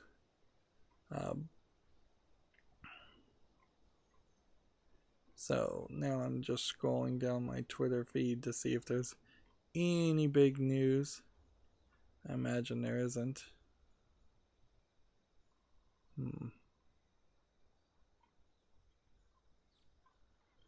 Yeah, I'm not seeing a lot as far as new video game news.